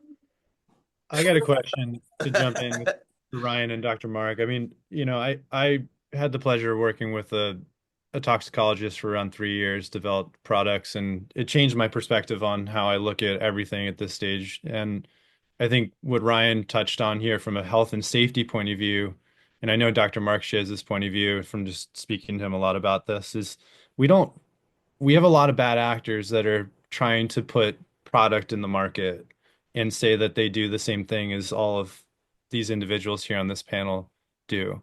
And the problem is the efficacy of that is not even there. It's not even in the room. So I think the art, I guess the other question I have is the article you're talking about the great hoax, the great hemp hoax Yeah, that was one article. I was talking about. Yeah, so I think, that goes that's really important to kind of highlight here because I know most of us here have products in some market somewhere across the United States. And that is that's a problem because we have people that are, like you just said, Dr. Mark, they'd rather just sit on their couch with their phone and be like, whatever, I'm just gonna order my pen, and they don't realize that they're getting poisoned, by unethical producers that don't even know what they're putting in their products, let alone the hardware. Hey, it's 420 Listen, in the East. It's natural 420 in the East. cannabis, Let's all do a bong rip. What do you think? Yeah, let's go. natural, Bong rip natural, 420. Let's go. natural cannabis has thousands of years of known safety profile, right? All these other things that are these modern, I mean, even Delta 8, right? All these modern things that are a result of chemistry or semi synthesis are unknown. Yeah. And that enough for me is a red flag. Well, and Right. I've always been a proponent that if cannabis is legalized and completely descheduled and people have access to it, there wouldn't be a need for recreational synthetics from hemp, right? Happy Yeah, well, 420, those of us who celebrate. yeah, it's a workaround, right? It's a regulatory workaround. Um, and it's a shame because it's like even in these states where we have this legal hemp market and there's clearly selling these psychoactive products, all it is a lack of political balls of the politicians to actually solve this fucking issue, Well, what right? it I comes mean, down to, Ryan, though, really is that it is cheaper to convert CBD at 250 bucks a kilo. You're going to only add like less than probably, I don't know, 50 cents a gram in cost. So you're at 75 bucks a kilo or something like that, hardly anything like that to make THC for this hemp derived drinks, right? Which in places like Texas and places like Minnesota, these things are have the same distribution that regular alcoholic beverages do. So when you go to a wine store, an alcohol store in Minnesota, you see hemp beverages there. And I'm not against that at all, but the D9 that's in there categorically is all synthetic. It's all made from CBD conversion. And listen, what we this is know is no, that we can tell the difference between those two, you know? yeah, Cost of there's no, regulation. we went through this whole problem in Canada when I was in high school, and the taxes had gotten so high on cigarettes that the smuggling just became completely rampant. I mean, it was out of control, and the only solution was at a certain point in time was to roll back the regulations and the taxation, because you're essentially keeping the regulated product out of the Yep, hands of the consumers because of the regulation, right? that's right. And that will happen with cannabis. It has to. It absolutely has to, because the alternative is we have these licensed regulated producers that are, that are forced to be compliant with all these safety regulations, getting outcompeted by the unregulated market that has we're showing all these contaminated products Yeah, purely because of the regulatory burden and cost association with being in the regulatory system. right. Right. And it's like at that point in time, it's a complete fucking failure. It's a complete fucking policy failure. What Right. And so the policy creators need to put their big boy pants on and level the playing field and put the consumer first and clean up the entire marketplace, or at least create a situation where everybody's playing on the same level playing field, right? So Well, the yeah, biggest problem is that the government, with their regulations, didn't entice any illegal growers really to get involved in most markets, because it's like, why would I go pay all these taxes and deal with the regulation and everything else And it's only like maybe recently in places, Oregon's always kind of been better with that because there wasn't a mass production scale that, I mean, it happened, but it kind of boomed and bust so fast that it didn't happen like California, where you got these multi-thousand like grows that got built. And Colorado was full of big, huge grows that were operational initially. And just a lot of them are shut down now. And now people are coming in and picking up on some of these smaller licenses of growers that weren't successful, that didn't really know what they were doing, and are making successful small businesses out of it. I mean, I talked to my friends at the hydro stores and they're like, I don't really have any big monster grow customers anymore. It's more mid to medium size or small to medium sized owner operators is a lot of what's going on now, in some of the more mature state markets. Yeah. I was just going to finish up on the beverage thing. So for beverage, big beverage is getting in, right? InBev and these huge companies, billion-dollar companies. And for them, THC is just an ingredient. And they play in the commodity ingredient space where the lowest price will always win. So you're going to spend a whole lot less converting CBD into that same THC molecule than getting a license, getting a greenhouse, growing a bunch of plants, hiring a staff, putting up cameras, getting background checks on everyone, doing your extraction, doing your isolation. By the time you get to that same THC molecule, you'll have spent 10 times the amount that those other people just did. So it's a commodity play here, totally. Yeah, and it's funny, because I used to go to Expo East and Expo West like in 2016, 17, 8. Like they didn't want anything to do with us. They were like, nope. And in Bev, same thing. They'd be like, you guys, you hemp and cannabis people. And now it's the opposite, right? Now they see the dollar signs, now they see the opportunity. And as I think Fletch just said, or actually Dr. Mark just said, there is no red tape to get to that shelf. It's just C-store mentality. It's like get it there and hold it there and then own that shelf space for them. And it's like it's just not I don't Also know. why distillate's running the market, as I kind of, Oh, introed this conversation with, even yep. though we think that rosin is huge right now, we're a niche. We're a small Yeah. niche. We have to remind ourselves that a lot. You know what I mean? We are of the 1% of the 1%, right? So I agree.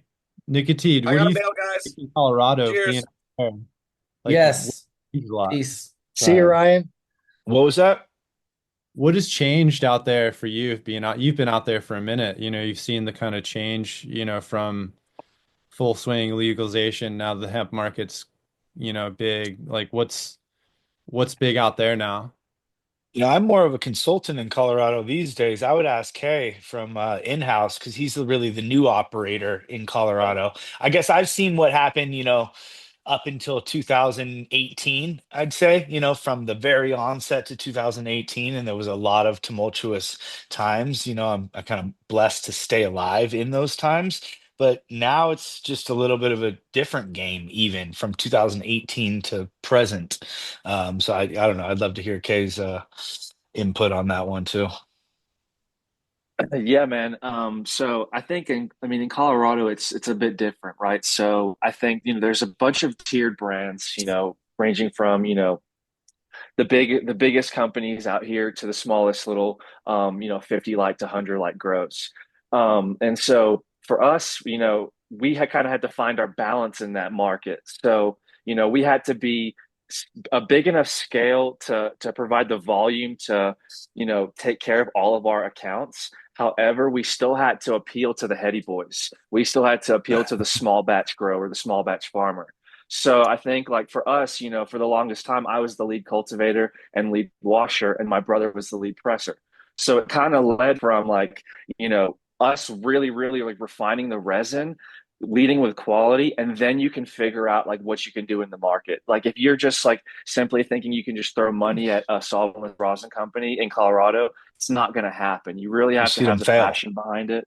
Yeah, Yeah, you've seen you'll them see them boom and bust. fail And left so, and right. for us, we launched in house in end of May this year, or 2024 May. And from May until September, we grew this company to over 100 stores across the state of Colorado. And for a rosin company in these stores, you're only like 1 to 2% of the revenue that's generated at each of these locations. So from that point of view, we are super niche. We are super small. But like if you're not leading with the quality, and you're not trying to be like a Costco of rosin, if you want to call it that, then you have a chance. But at the same time, you do have to have this scale big enough. I think being single source, that was a big thing for us. The fact that we can have Yeah, quality control. control over our grow, that was freaking huge. And then on top of that, because we already had the knowledge on the post harvest processing, it just meshed. So being single source for years now, that's helped in the long run. And so, like, that's why the name of the game now in Colorado has become what flavors do you have? What's your genetic variety? And so that's why, like, all the genetics that we run, they come from bloom seeds. So Harry Palms is a good friend. And so I really respect the resin that his genetics can provide us. So it's just a matter of, figuring out which genetics appeal to which customers. So like when we were talking about, just circle back to the Piatella side of things, the Piatella is just another kind of consistency that we run. It's just another a product SKU that we have besides the cold cure, the jam, the Piatella, and we also run the all-in-ones as well. So if you don't have that kind of variety and you're only focusing on one kind of consistency, it's going to be really hard to bring in that customer on a monthly basis. Yeah, I think well said, man. Respect. We're operators in New York State, and we've got some products in the market. Shout out to Housing Works and to Elevate 80K. Uh, I all think those. Tim, you're in the hemp space in Colorado, aren't you, Tim? Yes, sir, still am. And we've recently, not just this year, but previous 8 years, have been developing type threes specifically for the utilization of solventless SOPs. And when everybody's talking about the 3 to 4%, I'm laughably, conceivably every week looking at yields in the sub 1% range doing a fresh frozen process that ultimately do, at the end of the day, yield something that's extremely viable for a marketplace. But at the end of the day, too, it's also extremely unstable relative to what we have to do just because of the arbitrary standards of the Delta 9 THC intrinsic to a natural hemp extraction. Respect. Yeah, Tim. That's what's up. Um, yeah, it's been an issue going above that ratio or whatever. Absolutely, especially when I've seen your development, Nick, with your solventless brands going into the hemp space as well. And one of my bigger contentions with all the market being just a distillate base is that even as it is a niche, the best medicine truly seems to come from the broad diversity of what comes into that type of an extraction method. I mean, at the end of the day, too, we can, as Fletch has pointed out multiple times, we could easily make isolates out of our solventless products, but yet that is an intrinsic cost that downstream it's really hard for us to apply to a market, especially when knowingly to get it to that point, we've already technically decarboxylated 2/3 of our native carboxylic acid species, which immediately puts us within the purview of federal statute. So it's kind of a dual-edged sword, kind of a conundrum with the hemp space, just because we've got a very low product yield on the front side, but then secondarily coming back with an stringent compliance that we have to actually abide by, it makes it very tough for solventless to truly exist in the hemp space. Generally, it kind of lends itself more to infused products for solventless bases, kind of like what we do with animals for our vets grade products and generally what we do for our full spectrum solventless CBD products with Foothills. But at the end of the day, it's still even at such a diluted ratio to what we could find as the minimum effective dosage that as much as it is medicine, it's not even idealized by us formulary chemists that want to be able to use it in the respect and capacity that we could and can and should be able to. For real. Yo, I applaud that. So All that. it's tough being in both sides of the field with regulated THC and regulated hemp cultivation with the CDA because we're not even under the same audit systems. We're not under the same audit schedules. It's partially trivial, but it's a great place to be. And putting solventless out into the hemp world is a great thing to do. It's a tough expenditure to want to take on as an operator, but still, it's a market that has almost an endless growth potential to where we're kind of topping out with every operator coming on being essentially just a distillate hydrocarbon manufacturer, which that holds its place too many times, as Marcus has said. It's just that the market right now is even being dominated by derivatives and synthetic derivatives, even expansive to into I've seen people doing combination pharmacy essentially with mushrooms and cannabinoids Mm-hmm. now. Even in the Mm-hmm. unregulated markets, people have been combining DMT preps with cannabinoids now. LSD isomers, all of it. Yeah. Absolutely. I mean, to a chemist, these are just active ingredients. To everybody else, they just don't necessarily seem to be interwoven in an industrial fashion just yet. But the more regulated it becomes and the tighter that we'll get, and hopefully here in the next year with where that farm bill might develop, we might see a little bit of that prevalence of the synthetic isomers and such kind of going to the wayside. Potentially, we'll see. I mean, as a chemist, I'm all for anything I can make with any reagent I can make just for the intuitive intellectual capacity. Outside of that, the regulated market with minus the safety testing, I can't put a product out there, and I wouldn't condone a product being out there that hasn't actually been through that type of safety profile evaluation. But Yeah. there's good and Much bad respect, everywhere. Tim. Much respect. I So appreciate Tim, it, Doctor. what do So you? you make solventless uh hemp hash? Is that Yes, absolutely. Unfortunately, cool? due to the regulatory standards, it is a diluted form of solventless extract. You have to mechanically separate out all your heavy terpene and heavy volatile fractions so that you could technically reintroduce and dilute your overall psychoactives fractions for your delta 9 THC. Everything predominantly stays into the carboxylic acid form, but at the end of the formulary process, you get down to what needs to go to the market. It still has to abide by the total delta 9 THC weight by weight. So to even get there with a raw extract, you would either have to reintroduce non-native terpenes, of which not necessarily always the best idea. But then secondarily, if you do introduce the same terpenes that you previously mechanically separated, it's not as bad, but it's still something that a consumer, I would personally think, would want to be aware of. Hmm. So the products you're making are mainly deconstructed products that you're controlling the formulaic work at the end result. With That's the what I'm solventless SOP, hearing. yes, absolutely. I, I will call them what they are, but at the end of the day, yes, it's just minus all of the excessive solvents, secondary solvents, tertiary solvents, just utilizing what the plant already has. Because, like I say, as Fletch has pointed out, you can derive any fit and form and almost any function relative to understanding the variable concentrations part of that process that it entails. sure. Yeah, the hemp world, I've had a license in that world since 2012, and I know Mark, you've spent your career tinkering for a long time in that realm. Where do you think this goes, from where we're at? Like it just seems so far down the rabbit hole. How do we pull that rabbit out? Realistically, there is no type 3 on an AOSCA certified seed list, unfortunately.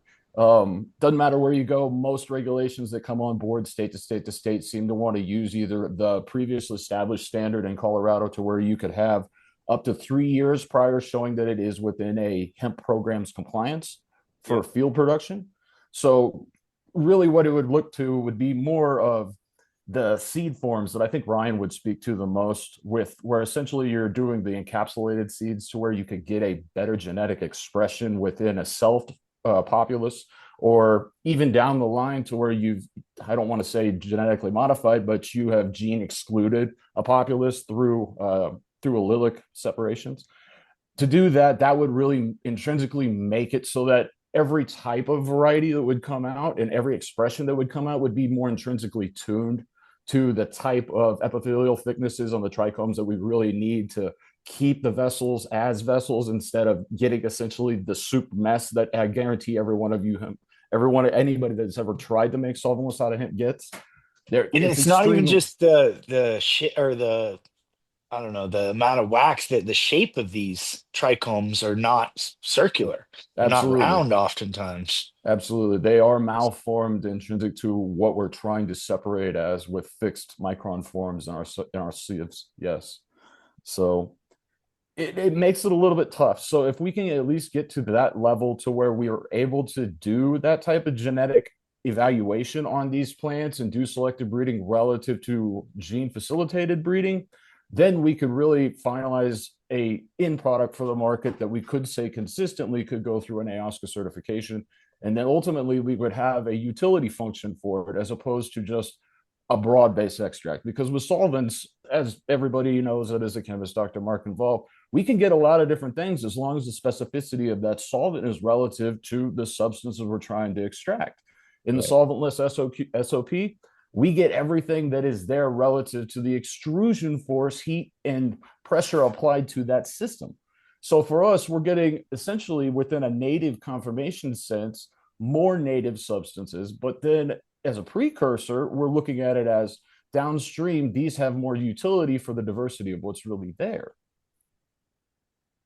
Excuse me. From a genetic and genomic point of view, I get it. From, just a genomic marker point of view, I think that's where we have to get to a place with that. But I think the market demands something much faster than that process can provide us, Oh, So absolutely. Absolutely. all The market that demands what they could have select received 3 days ago relative We to a click on the internet, unfortunately. They've been front. So asking for this product for, yeah, over a decade now, really. absolutely. And even in working with the type threes that we've been able to develop, developing 8 type 3s specifically to be able to bring to market has taken in excess of 9 years. And that's Yeah. The just only in that. people that are actually like, operating in this realm are not doing it by regulatory, No, ways. absolutely. I guarantee you, a CDA auditor, if they knew that your moral majority product was coming from a THCA base, they would not license you. They would not license that plot. They just wouldn't do it. So Yeah. you're, They it's are really doing tough it, to get. but Well, in it, in Colorado, they're extremely questionable on what they're considering relative THCA as a precursor because they've got a lot of laws that they've recently established relative to that, especially Mhm. with the safe harbor base that we have. So we're allowed to have relative amounts of precursor now, but we still can't go past the USDA standard of 1% for it. It's kind of an odd thing to where they're at least allowing processors to remediate just a little bit, at least on the front side, but they will not allow us necessarily to put a final product out into the market under that standard. Got it. Even Well, labs have actually recently started denying a lot of the consult people that we work with to where they're saying that this is technically a type 1 plant. So being a type 1 plant, we legally can't test it because it doesn't fall under the industry compliance standard for the USDA.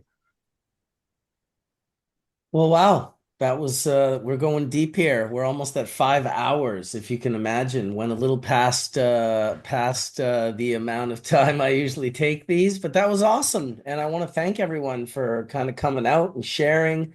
Sorry that damn it, Bobby missed us. He was going to come on today and share. And I guess he had a personal, his wife hurt herself, hurt her foot or something. So we'll hope that she's better and hope that he's okay. We'll talk to him the next time. Definitely want to thank all of you guys for coming on. From John and Tim and Colin and Jen and Aaron and Dr. Mark and Nicotee and In-House and Wade Laughter. I'm definitely going to give you the option, Wade, if you want to close us out with a 30-second to a 5 minute, whatever you want. I always like to give you that opportunity. But first, before that, I also want to thank everyone for watching. We had almost 500 people watching live today, which was incredible. I want to thank Sean at Heritage Seed Bank. You guys can check them out at heritageseedbank.com. #Church15 will give you a 15% discount off of that. I want to thank the team at Low Temp Industries. Shout out to you guys. Obviously, that's lowtemp-plates.com. You can check them out. And a big thanks to Puffco for sponsoring as well. Those are the three sponsors today. Big shout out to Puffco, puffco.com, or at Puffco, Puffco on Instagram. I'll put all the links and all the things in the description of the video, and we will definitely see you next Sunday. Shout out to Skunkman Sam for being such a huge inspiration to me in my life over the last 25 years, totally inspiring me on such a huge level.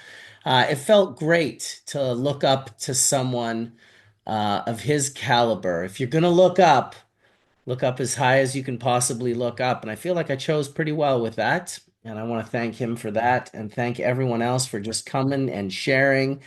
And yeah, what a great Sunday morning to share with all of you. Wade, do you want to share with us? Do you want to take us out, brother?